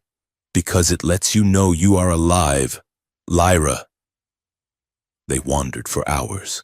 For the first time since they met, they were not running, hiding, or bleeding. They were just two people lost in a city that didn't know their names. Lyra watched Elias navigate the crowd. She saw the way he relaxed here, among his own kind. He was charming, trading jokes with shopkeepers, his easy grin masking the lethal vigilance in his eyes. She realized, with a pang of sorrow, that this was his world. He fit here. She was the anomaly, the glowing ghost in the machine. And yet, he never let go of her hand. They ended up on a public rooftop garden, 50 stories above the street. It was a quiet oasis, filled with bioengineered flora from a dozen worlds. The air was thick with drifting, bioluminescent pollen that floated like lazy fireflies. The city noise was a distant hum down here. The view was breathtaking, an infinite canyon of light stretching to the horizon. Lyra leaned against the railing, the wind catching the hood of the oversized coat Elias had bought her to hide her markings. "It is beautiful," she admitted, in a terrifying way. "It is a mess," Elias said, standing beside her. But it is our mess. He turned to face her. The pollen drifted around them, catching on Lyra's eyelashes. She looked ethereal, her silver skin soft in the ambient light. The sharp, terrified lines of her face had softened. "How are you holding up?" Elias asked quietly. Lyra looked down at her hands. The patch Kivo installed. "It feels like a cold hand on the back of my neck, but the fear is gone." She looked up at him. "Because you are here." Elias reached out. His fingers, rough and scarred, brushed the side of her neck, tracing the faint, fading lines of her bioluminescence. "You do not need a patch," Elias murmured. "You are the strongest person I have ever met. You took on an entire empire with nothing but a calculator and a bad attitude." "I was terrified," Lyra whispered. "I am still terrified." "You are brave," Elias corrected. "There is a difference." His thumb stroked her cheekbone. The touch sent a shiver through Lyra that had nothing to do with the cold. It was that resonance again, the feeling of two systems locking into phase. "I never wanted to be a hero," Lyra said, her voice shaking slightly. "I just wanted to solve the equation. But the equation ended with you." Elias stepped closer. He smelled of rain and spicy street food and safety. "Maybe that was the point," he said. He leaned in. This time, there was no pretext. There was no guard to fool, no camera to trick. It was slow, deliberate, and terrifyingly honest. When his lips met hers, it was not an explosion. It was an anchor dropping. It was a promise. Lyra made a small sound in her throat and leaned into him, her hands coming up to grip the lapels of his jacket. She felt the heavy thud of his heart against her chest, beating in time with her own. For a long moment, the conspiracy, the council, and the looming death of her nervous system did not exist. There was only the heat of him and the taste of his mouth. When they broke apart, Elias rested his forehead against hers. His breathing was ragged. "If we get out of this," he whispered, "I am going to take you somewhere quiet, somewhere with no neon and no soldiers." "A quiet place," Lyra agreed breathlessly. "I would like that." Elias kissed her forehead, a tender, protective gesture. "Let's go finish this." The mood shattered the moment they stepped back into the secure facility. The sterile white room was buzzing with activity. Technicians were clustered around the main console, where streams of data were cascading down the holographic screens. Director Hallen stood in the center of it all, watching the flow with a look of intense satisfaction. "We are back," Elias announced, stepping into the room. "Is the link ready?" Hallen turned. His smile was still there, but it had changed. It was sharper now. Predatory. "Welcome back, lovebirds," Hallen said. "And yes, the link is very effective. We have managed to bypass the outer shell of the encryption using the partial key from the shard." Lyra froze. She stared at the screens. That was not a decryption sequence. It was a copy protocol. "You are copying the raw data," Lyra said, her voice rising. "You are pulling the files before they are unlocked." "Just insurance, my dear," Hallen said smoothly. "We need to make sure we have a backup." Lyra stepped forward, pushing past a technician to look at the code running on the central terminal.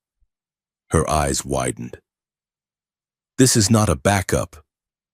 You are partitioning the data. You are filtering it."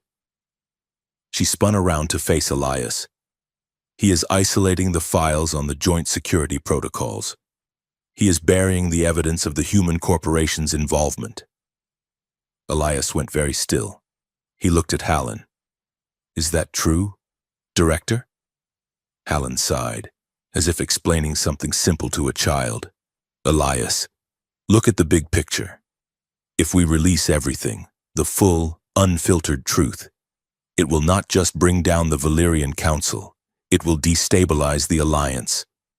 The corporations implicated in this, they build our ships, they fund our defense. If we burn them, we leave humanity defenseless. So we lie? Elias asked, his voice dangerously quiet.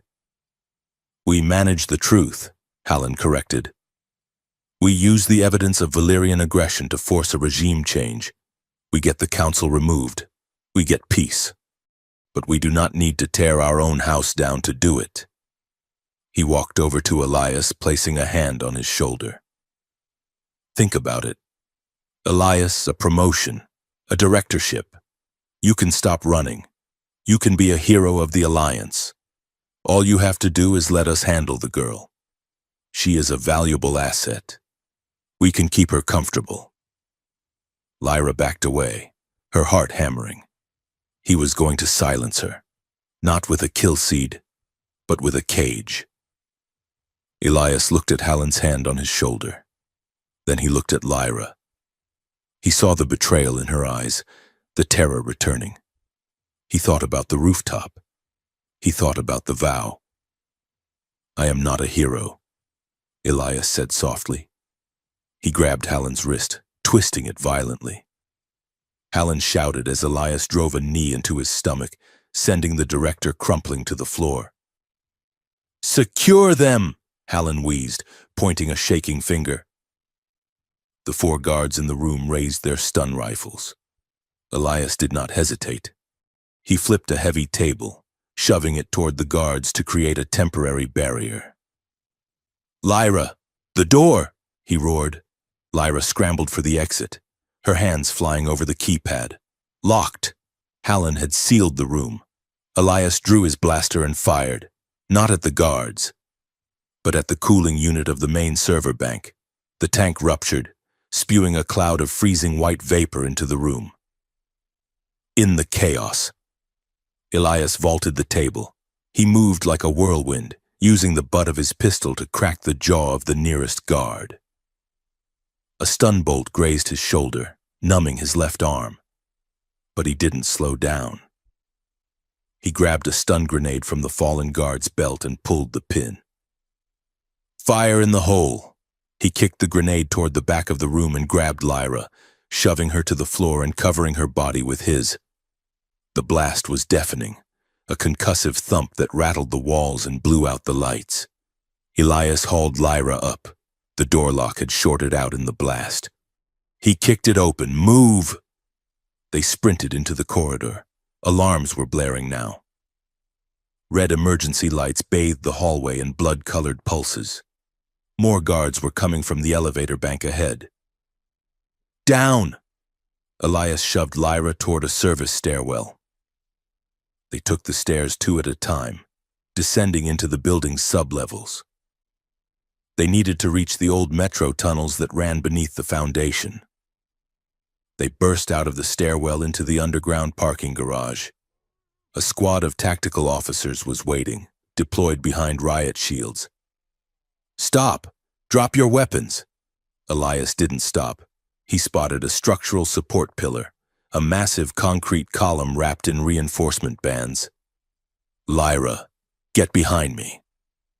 He aimed his heavy blaster at the junction box on the pillar, the one controlling the localized containment field for the building's power core.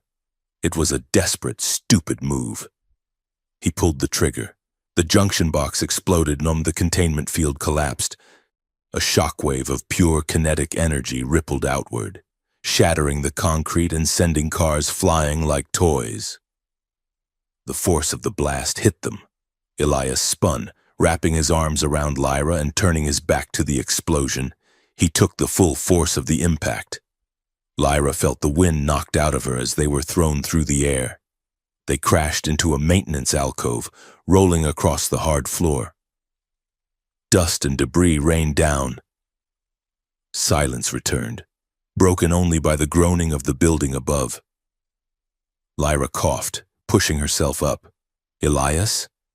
He was lying on his back, his face pale and coated in dust.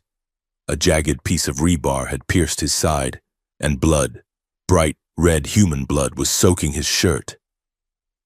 "Elias!" Lyra screamed. She crawled over to him. He was breathing, but it was shallow and wet. His eyes fluttered open, unfocused. Did we win?" he wheezed, a bloody smile touching his lips. "You idiot," Lyra sobbed, her hands pressing against the wound, trying to staunch the flow. "You took the blast. Had to," he gasped. "Your neural lattice. Fragile. Shockwave would have scrambled you." He coughed, his body seizing.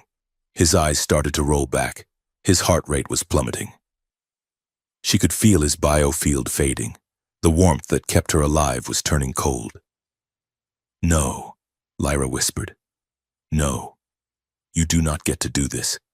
You do not get to leave me." She looked around. No medical kits. No help. Just the dark, damp tunnel. She looked at him. She felt the faint, dying spark of his consciousness. She made a choice. She placed her hands on either side of his face. She didn't try to heal the wound with medicine. She accessed her interface. She reversed the flow. Usually. She leached energy from him to ground herself. Now. She poured everything she had, her light, her neural energy, the raw power of the Valyrian interface into him. "Integration," she whispered. She closed her eyes and pushed. It was not a physical sensation. It was a psychic collision. She slammed her mind against his, forcing her energy into his failing nervous system. She commanded his heart to beat. She commanded his cells to hold. The sensation was shattering. It felt like walking into a supernova. She felt his pain, his memories, the war, the loneliness, the moment on the rooftop when he fell in love with her. And he felt her, the exile, the cold analytical precision melting into fear, the desperate need for him. Their minds brushed, then tangled. There were no boundaries, no Lyra, no Elias, just a single blinding point of light in the darkness. Elias arched his back, gasping in a sudden, violent breath. His eyes snapped open, and for a second they were not brown. They were glowing with a faint, silver luminescence. The wound in his side didn't close, but the bleeding slowed to a trickle as his body went into hypershock, sustained by her alien energy. Lyra collapsed onto his chest, completely drained. Her markings were dark, barely a flicker. Elias lay there, panting, staring up at the cracked ceiling of the tunnel. He could feel her inside his head, a hum, a presence, a second heartbeat. He wrapped a trembling arm around her. "I have got you," he whispered, his voice stronger now. Lyra buried her face in his neck. She was shaking uncontrollably. They were alive, but they were changed.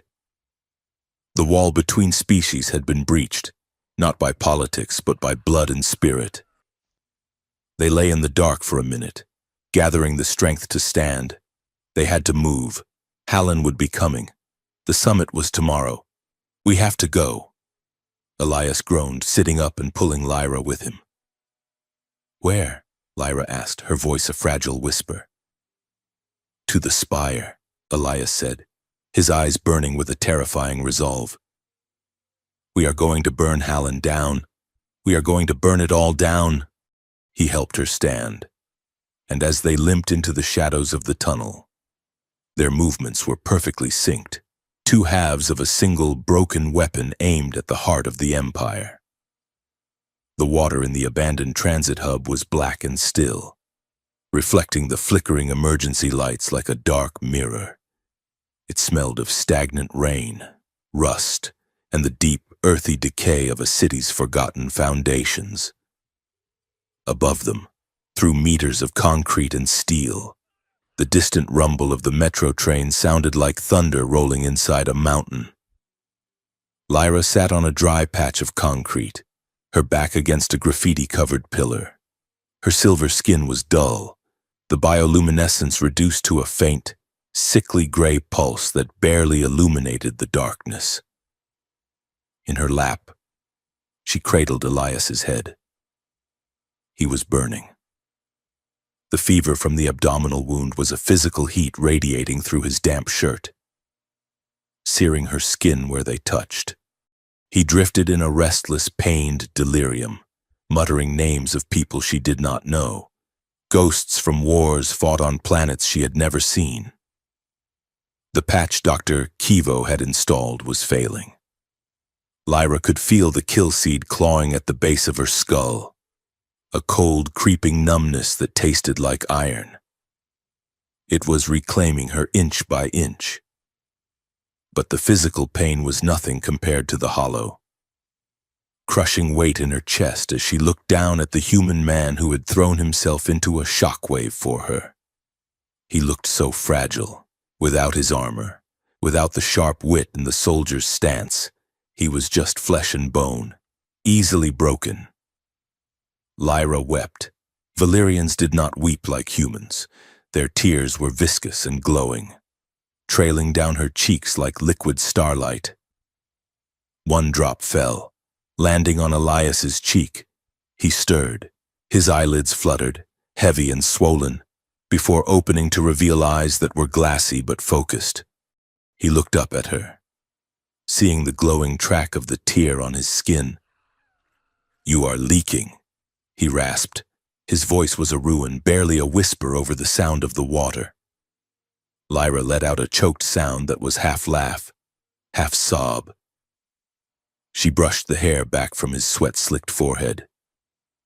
"My ocular lubricants are overflowing," she whispered, her voice trembling. "It is a stress response."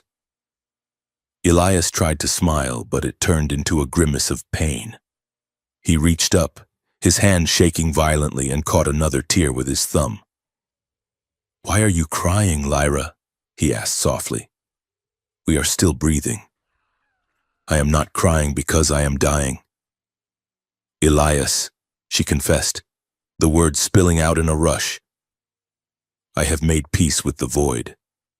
I am crying because we are going to die before I know what this is." She pressed his hand against her cheek. "I am terrified that my life will end before I have truly lived it," she said. "I look at you and I feel a hunger that has no logic. My people call it integration.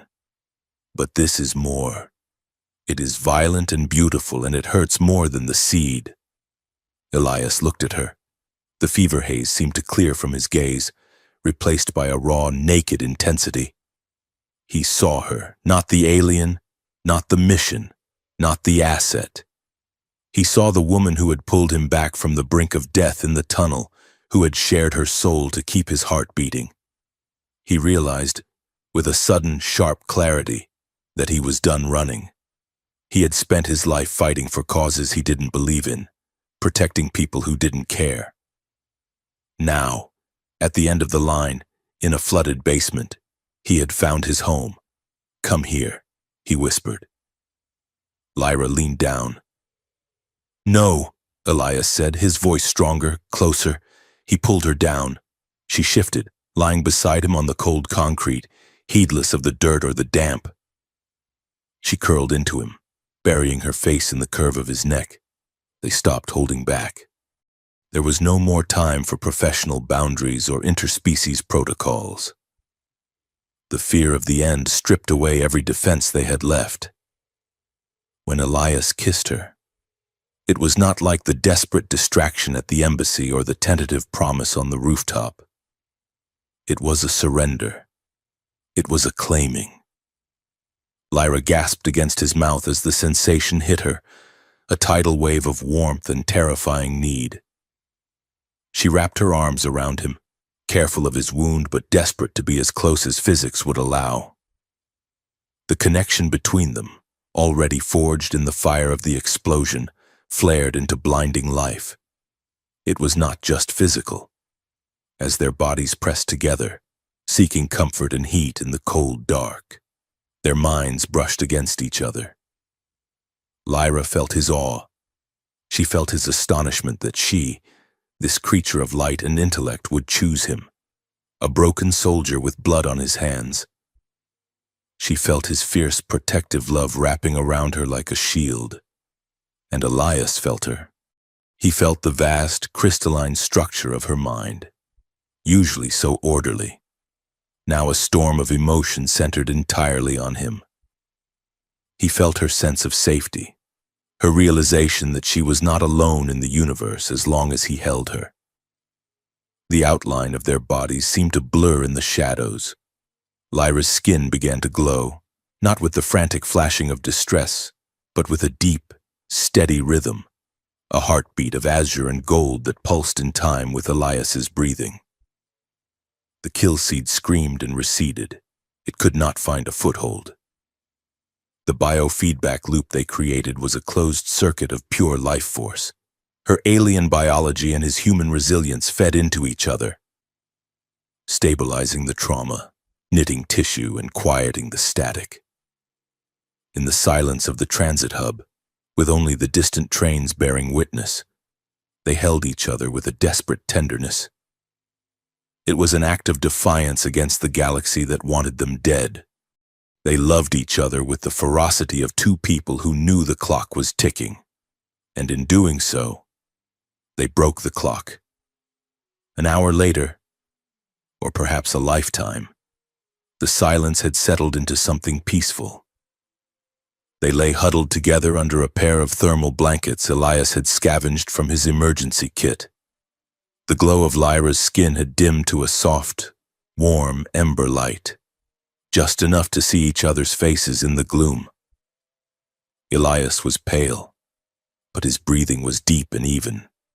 The fever had broken. "If we make it," he murmured, staring up at the cracked ceiling. "I know a place. It is a moon in the Vega sector, mostly water, no embassies, no spies, just fishermen and storms." "You hate fish," Lyra whispered, her head resting on his chest, her fingers idly tracing the line of his collarbone. "I can learn to like fish," he said. "We could get a ship, a small one. We could run cargo for the independent colonies, and no flags, no empires, just us." Lyra closed her eyes, imagining it.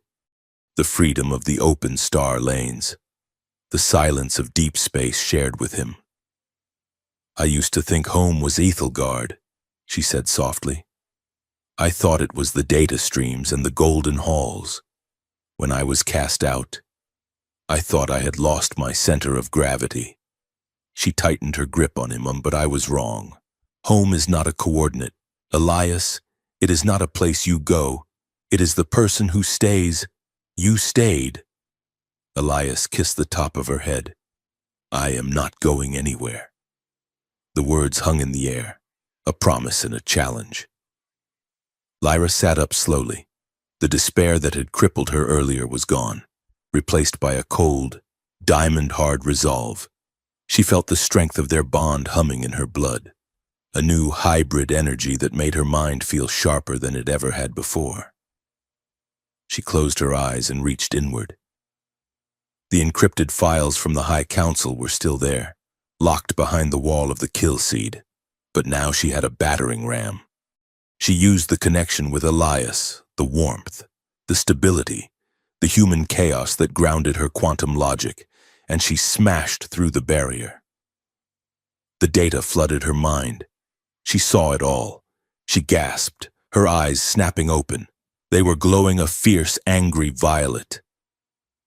"What is it?" Elias asked, pushing himself up on one elbow, wincing slightly. "It is worse than we thought," Lyra said, her voice turning hard. "It is not just Hallen. It is the entire manufacturing sector of the Alliance." She projected the data, using her interface to cast a small, flickering hologram into the dusty air between them. Lists of names, transaction logs. "The Valyrian Council has agreed to controlled collapses of 3 border worlds," she explained, pointing to the floating text. "They are going to let human forces conquer them. In exchange, Hallen's backers, the mega-corporations building the fleet, get exclusive mining rights to the Valyrian crystal reserves on those planets." Elias stared at the hologram. They are selling their own people for profit, and the Alliance is buying them to justify a defense budget. It is a trade, Lyra said bitterly. Lives for credits. Peace is bad for business. Elias, they have engineered a war that is profitable for the leaders of both sides. She looked at him. We cannot take this to the summit leaders. Half of them are in on it. If we walk into that room with this data, they will not arrest us. They will bury us and the truth forever. Elias sat up fully, ignoring the pain in his side. He looked at the hologram, then at the darkness of the tunnel. So we do not ask for permission, he said. No, Lyra agreed. We do not appeal to the kings. We speak to the people. She turned to him. The quantum node in the central spire. It controls the global broadcast network for the entire summit. It is linked to every news feed, every personal device, every ship in the system. If I can interface with it directly, Lyra said, I can bypass the filters. I can dump everything, the raw audio, the financial logs, the tactical plans, directly to the public. Elias looked at her. Direct interface? Lyra, that node handles exabytes of data per second. It will be like plugging your brain into a star. I can do it, she said. It will kill you, he said, his voice flat. It might, she admitted. But if I do not, they win. And we will never have that house on the water. Elias looked at her face. He saw the same terrified determination he had seen in the airlock. But this time, she wasn't alone. He corrected. What? We can do it, he said. You said our minds are integrated. You used my energy to stabilize your system. So use it again. I will be your anchor. You go into the storm, and I will hold the line. Lyra looked at him, tears threatening to spill again, but she blinked them back. You would do that? Risk your mind? I told you, Elias said, taking her hand. I am learning to like fish. Let's go start a revolution. They needed a team. 2 battered fugitives could not breach the most secure building in the sector alone. They contacted Kivo on an encrypted emergency frequency. The Thraxian doctor arrived an hour later, piloting a hover skiff that looked like it had been stolen from a museum, bringing reinforcements. The group that gathered in the damp transit hub was a motley collection of the galaxy's unwanted. There was Mira, a human hacktivist with neon blue hair and a cybernetic eye that whirred when she blinked. She looked at Lyra's glowing skin and then at Elias's bloodied shirt. You two look like a glow stick that fell into a meat grinder. Mira deadpanned. I assume the plan is stupid, dangerous, and likely to get us all executed. That is the one, Elias said. I am in. Mira smirked. I have been trying to crack the Spire's firewall for 3 years. Doing it to topple a government is just a bonus. Behind her stood 3 young Valyrians, students from the University of Nova, Texas. They were dressed in simple tunics, their markings dim with anxiety. They looked at Lyra with wide, reverent eyes. You are the truth touched, one of them whispered. We read your paper on quantum ethics before the council purged it. We thought you were a myth. I am very real, Lyra said gently. And I need your help. We need to create a distraction in the lower levels to draw security away from the node. We will do it, the student said, straightening his spine. For the harmony, the real harmony. Kivo clicked his mandibles, handing Elias a fresh adrenaline injector and a portable shield generator. I have uploaded the schematics of the ventilation system to your comms. It is tight, it is dirty, and it is full of sensor grids. Perfect, Elias said, checking the charge on his blaster. Just the way I like it. The central spire was a needle of glass and plasteel piercing the clouds of Karth Prime. Tonight, it was the center of the galaxy. The summit was underway. Delegates from 100 worlds were gathered in the Grand Hall, unaware that the ground beneath them was about to shift. The infiltration was a nightmare of verticality. Lyra and Elias moved through the service shafts, 50 floors up. They moved as one organism. When Elias paused to bypass a laser tripwire, Lyra was already jamming the sensor feed. When Lyra stumbled, her legs weakening as the physical exertion took its toll. Elias was there to catch her before she made a sound. They communicated without words, a series of looks and touches, their neural bond humming like a private frequency. They reached the observation deck just below the node chamber. Through the vents, they could see the glittering reception below. They saw Hallen in his tuxedo, shaking hands with High Counselor Varen, the architects of the war, toasting to peace. Elias felt a surge of cold rage, but Lyra's hand on his arm steadied him. Not yet. She projected into his mind. They slipped past a patrol of elite guards. Mira, working from a van in the city below, looped the camera feeds, giving them a 3-second window to cross the main corridor. They sprinted. Elias's side burned with every step, the wound tearing open again. But he ignored it. Lyra was panting, her skin flashing with exertion. They reached the blast doors of the node chamber. Kivo. Now! Elias whispered into his comms, kilometers away, in the city center. The Valyrian students detonated a massive EMP charge in the power grid of the primary transit rail. It was non-lethal, but it plunged the lower district into chaos. Alarms screamed in the spire. Security alert! Sector 4, rerouting power. The blast doors to the node chamber hissed open as the system rebooted. Lyra and Elias slipped inside. The chamber was a cathedral of technology. In the center, suspended in a magnetic field, was the quantum node, a swirling vortex of pure data, glowing with a blinding white light. It hummed with the sound of 1 billion voices, 1 billion transactions, 1 billion lies. Lyra walked toward it. The air pressure was immense. The static charge made her hair float. She turned to Elias. "I am going in," she said. Elias holstered his weapon. He stepped up behind her, wrapping his arms around her waist, pressing his chest against her back. "I am right here," he said into her ear. Lyra reached out. She did not use a keyboard. She did not use a jack. She pressed her hands directly onto the containment glass. She opened her mind. The connection was instant and violent. Lyra screamed. It was not pain. It was existence. She was suddenly everywhere. She was the traffic lights in the city. She was the news feed on a datapad in a cafe. She was the encrypted channel in Hallen's ear. The torrent of data threatened to wash her ego away, to dissolve Lyra into a stream of binary code. "Hold on." Elias's voice cut through the roar. He was her anchor. He was the gravity well that kept her from flying apart. She felt his arms around her physical body, grounding her. She felt his mind pushing back against the storm, a solid, stubborn rock in the river of light. "I have you," he projected. "Focus."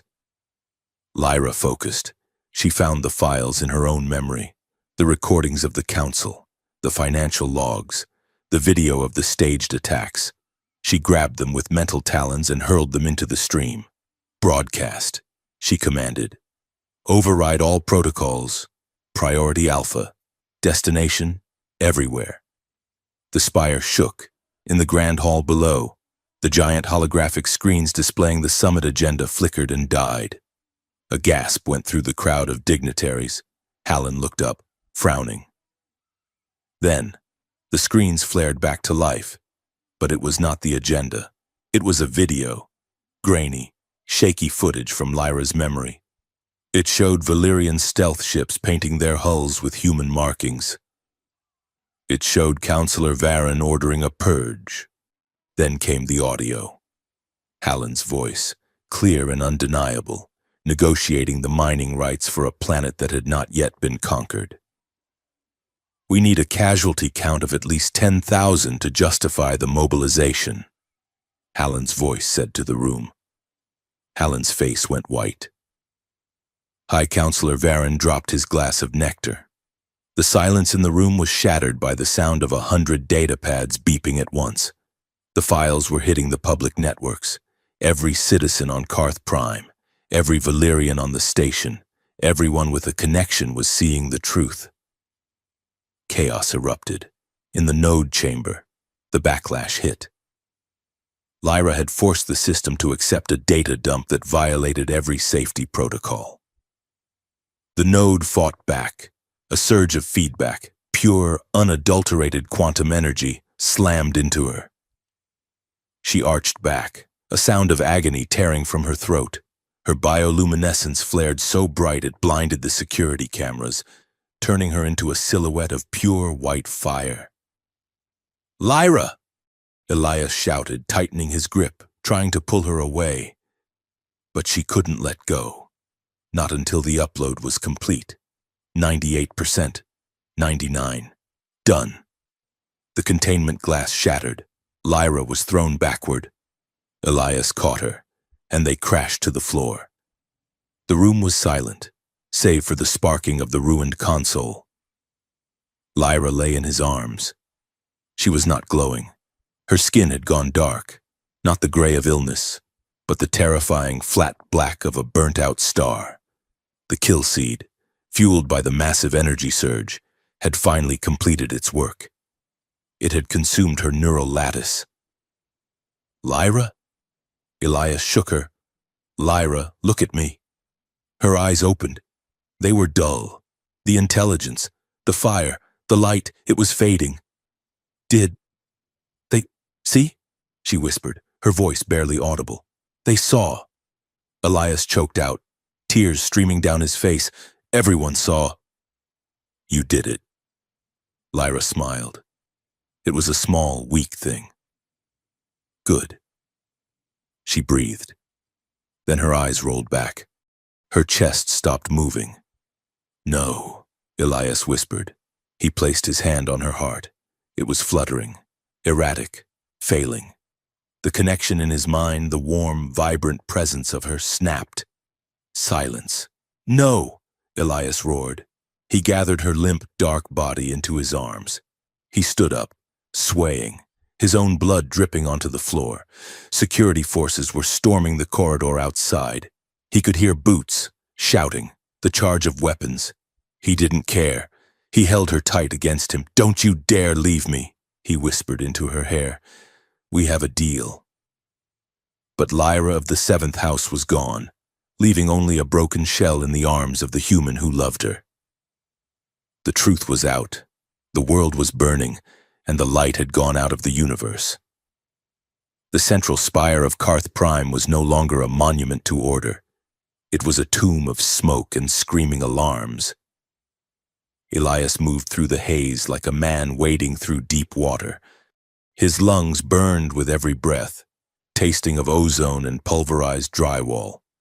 But he could not feel the pain in his side or the exhaustion trembling in his legs. He could only feel the dead weight of Lyra in his arms. She was terrifyingly light, her body usually humming with that distinct vibrating warmth of the Valyrian biofield, was cold. Her silver skin had gone slate gray, the color of ash. The luminous markings that mapped her soul were dark, leaving her looking like a statue carved from graphite. "Stop them!" a voice roared from the end of the corridor.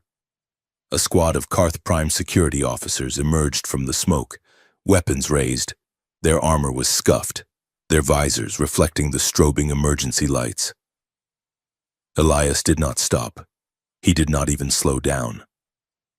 He tightened his grip on Lyra, his eyes wild and dangerous. "Get out of my way," he growled, the sound ripping from his throat like a command of nature. The lead officer hesitated. He looked at the human soldier carrying the limp alien woman, the woman whose face was currently frozen on every data screen in the galaxy. The woman who had just told the universe that their leaders were monsters. "It is her," one of the younger officers whispered, lowering his rifle. "The truth touched. She told us. She told us they sold the border worlds." "She is a traitor," the sergeant barked, though his voice lacked conviction. "Secure the target. We are not traitors," Elias shouted, stumbling forward. "We are the only ones who told you the damn truth." The sergeant raised his stun baton, but the young officer slammed a hand against his commander's chest. "No, sir. I saw the files. My brother is stationed on the border. They were going to let him die for profit." The squad fractured. Shouting erupted, followed by the scuffle of armor against armor. Elias did not wait to see who won the argument. He used the chaos as cover, shouldering past the confused line of defense and kicking open the door to the maintenance bay. The wind hit him instantly, a howling gale at 5,000 feet. The maintenance platform was a grid of steel suspended over the glowing abyss of the city. Far below, the streets of Nova, Texas were a river of fire and light. The summit had dissolved into a riot. He could see the flashes of explosions near the embassy district. The truth had not brought peace. It had brought fire. "Elias," a synthesized voice crackled over his earpiece. "Kivo!" Elias yelled into the wind. "Where are you? Look up!" Elias tilted his head back. A heavy cargo shuttle, painted in garish, mismatched colors and sporting unauthorized weapon mounts, broke through the cloud layer. It screamed down toward the platform, engines venting plasma as it performed a combat landing that was more of a controlled crash. The ramp hissed open before the landing struts even touched the steel. Mira stood in the doorway, firing a suppression rifle at the security drones buzzing around the spire's perimeter. "Get your ass on board!" she screamed. Elias ran. He shielded Lyra's body with his own as a stray energy bolt sparked off the railing. He leaped for the ramp, his boots finding traction on the metal, and scrambled inside. As soon as he crossed the threshold, the shuttle lurched upward, G-forces slamming him against the bulkhead. "We are clear!" Mira shouted, slapping the ramp control. "Kivo, punch it!" The shuttle blasted away from the spire, weaving through the chaotic traffic of emergency responders and news drones. Elias slid to the floor, cradling Lyra, her head lolled back against his shoulder. "Lyra," he whispered, tapping her cheek. "Come on, wake up." She did not move. Her chest rose and fell in shallow, hitching gasps. "Kivo!" Elias roared. The Thraxian doctor scuttled back from the cockpit, leaving the flying to his autopilot algorithms. He knelt beside them, his 4 hands moving frantically over Lyra's body, holding scanners and injectors. Kivo's mandibles clicked rapidly, a sound of distress. "Her lattices collapsed," Kivo said, his voice stripping away the usual eccentricity to reveal cold, clinical fear. "The data surge burned out the kill seed, yes, but it took the neural pathways with it. She is hollow." "Elias, the lights are off. Fix her," Elias demanded, grabbing Kivo's lab coat. "You said the shard would work. You said we could patch her." That was before she channeled the entire planetary network through her brainstem. Kivo snapped, pulling away. "This is not damage. This is erasure. Her synaptic map is gone. There is nothing to reboot." Elias stared at the doctor. The world seemed to narrow down to the gray, lifeless face of the woman in his arms. "No," he said. "No. She is in there. I can feel her." He placed his hand on her forehead. The connection they had shared, the warm, telepathic hum, was silent. But there was a faint, static echo. "A ghost in the machine. She is not gone," Elias insisted. Kivo paused. He scanned Lyra again, then turned his multifaceted eyes toward Elias. He scanned Elias. "Remarkable," Kivo whispered. "What?" "Her system is trying to ping you," Kivo said, looking at the datapad. Her biological imperative is trying to locate the anchor. You. He looked at Elias with a grave, terrifying seriousness. There is one way, a theoretical protocol. We call it neural fusion. Do it, Elias said immediately. Listen to me. Human. Kivo clicked sharply. It is not a medical procedure. It is a resonance transfer. I can use your mind, your memories of her, your bond, your bioelectric field, as a template to rebuild her lattice. I can force her system to regrow around the shape of you. But, Kivo warned, if it fails, the feedback loop will liquefy both your frontal lobes. You will not just die, you will cease to be. Elias looked down at Lyra. He remembered the way she had looked at him in the transit hub. The way she had said home is the person who stays. Set it up, Elias said. The medical outpost was a hollowed-out monitoring station in deep orbit, abandoned decades ago and repurposed by Kivo's network. It smelled of recycled air and antiseptic. Lyra lay on a biobed in the center of the room, wired into a massive humming mainframe. Elias lay on a parallel bed next to her, a terrifying array of cables connecting his temples to hers. Kivo stood at the console. The Misfit crew, Mira and the Valyrian students, watched from the observation glass, silent and pale. We are ready. Kivo's voice came over the intercom. Elias, I am going to induce a synaptic bridge. You have to find her in the dark. You have to pull her out. Do not let go, no matter what you see. I am ready, Elias said. He reached out and took Lyra's cold, gray hand. He closed his eyes. Kivo threw the switch. The world dissolved in white fire. Elias was standing in a void. It was not a place. It was the absence of place. It was cold, silent, and endless. Lyra! He screamed. His voice made no sound. He started to walk. The void shifted. Memories flickered around him like holographic ghosts. He saw the airlock where they met. He saw Lyra tumbling out of the hatch, her eyes wide with terror. But in this version, she didn't look at him. She looked through him. She was fading, turning into smoke. I am erased, a voice whispered. It was Lyra's voice, but it sounded like wind chimes breaking. I am the error in the code. No, Elias said, stepping into the memory. He grabbed the phantom Lyra's arm. You are the truth.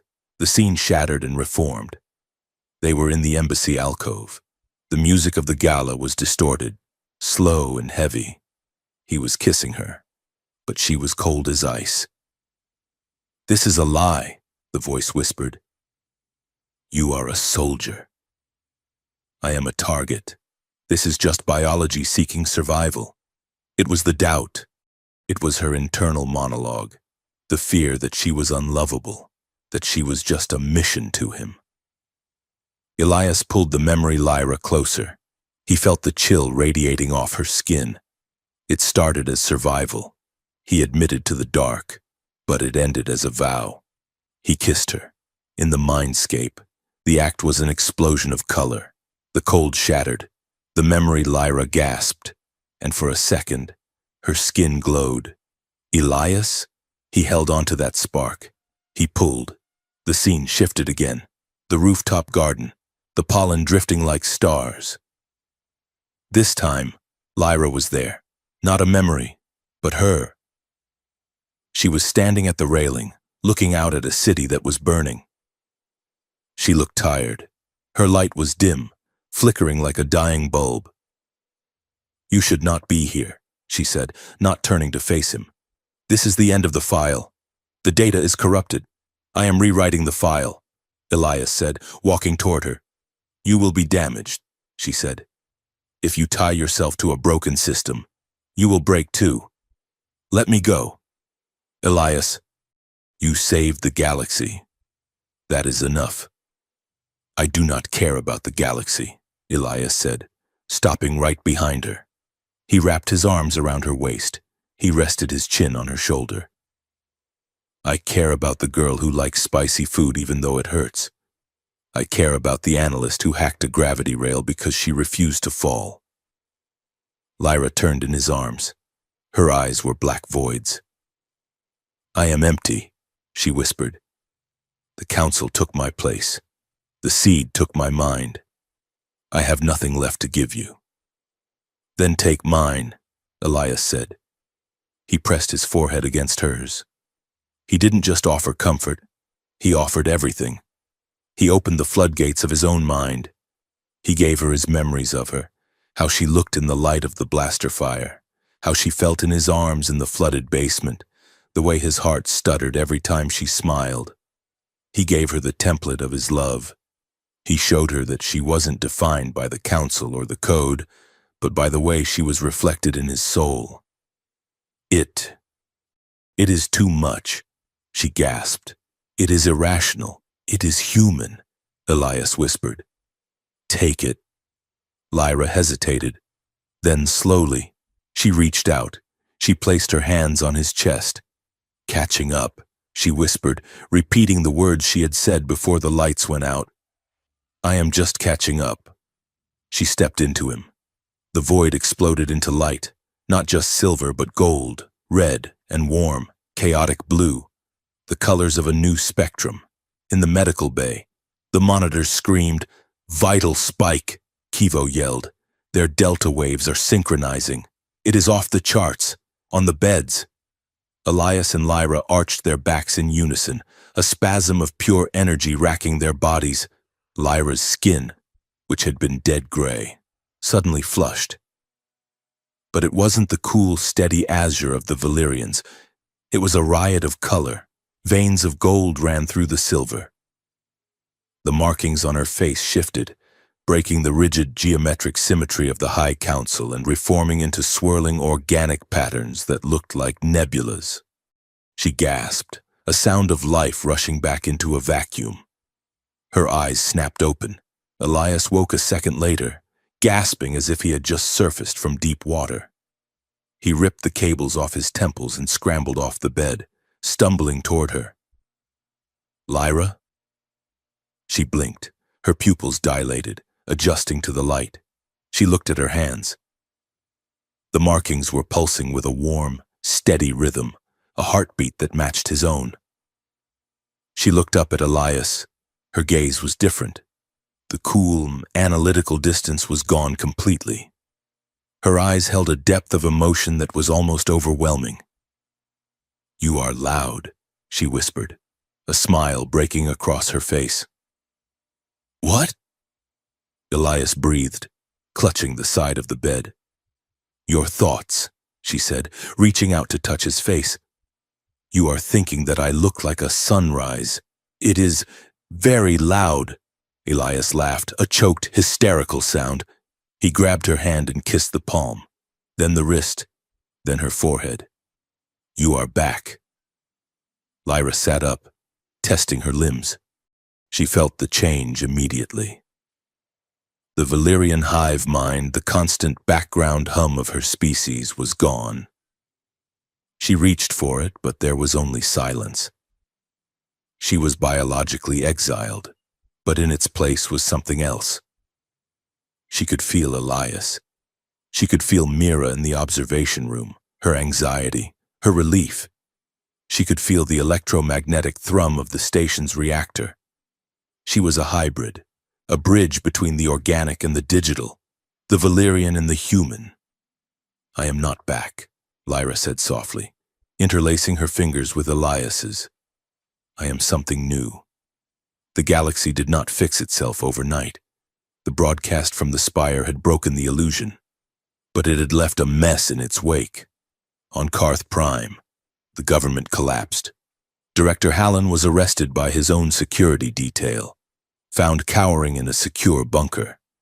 High Counselor Varen tried to flee to Valyrian space, but his own fleet, led by reformist captains who had seen the truth, intercepted his ship. Riots turned into protests, and protests turned into tribunals. The joint conspiracy was dismantled, piece by corrupt piece. Lyra and Elias watched it all from the quiet safety of Kivo's ship as they drifted in the outer rim. They were famous. The news feeds called them the star-crossed liberators. Some called them messiahs. Others called them terrorists who had destabilized the peace. 3 weeks after the fusion, a shuttle docked with their ship. It carried representatives from the new provisional government, a human senator and a Valyrian scholar. They sat in Kivo's small mess hall, looking out of place among the spare parts and oil stains. "We want to offer you a position," the senator said, sliding a datapad across the table. "Joint liaisons to the Oversight Council. You would have diplomatic immunity, a residence in the capital, and a staff. You would be the face of the new era." Lyra picked up the datapad. She looked at the salary figure. It was astronomical. She looked at Elias. He was leaning back in his chair, cleaning his fingernails with a vibro knife, looking bored. She looked back at the senator. "The face of the new era," Lyra mused. "You want us to cut ribbons? You want us to give speeches about unity while you renegotiate trade deals?" "It is a vital role," the Valyrian scholar pressed. "You are a symbol." "Lyra." "Symbols are static," Lyra said, setting the pad down. "Symbols do not ask difficult questions." She stood up. Her new markings glowed with a faint warning gold. "The conspiracy is gone, but the greed that built it remains. I can see it in the data streams.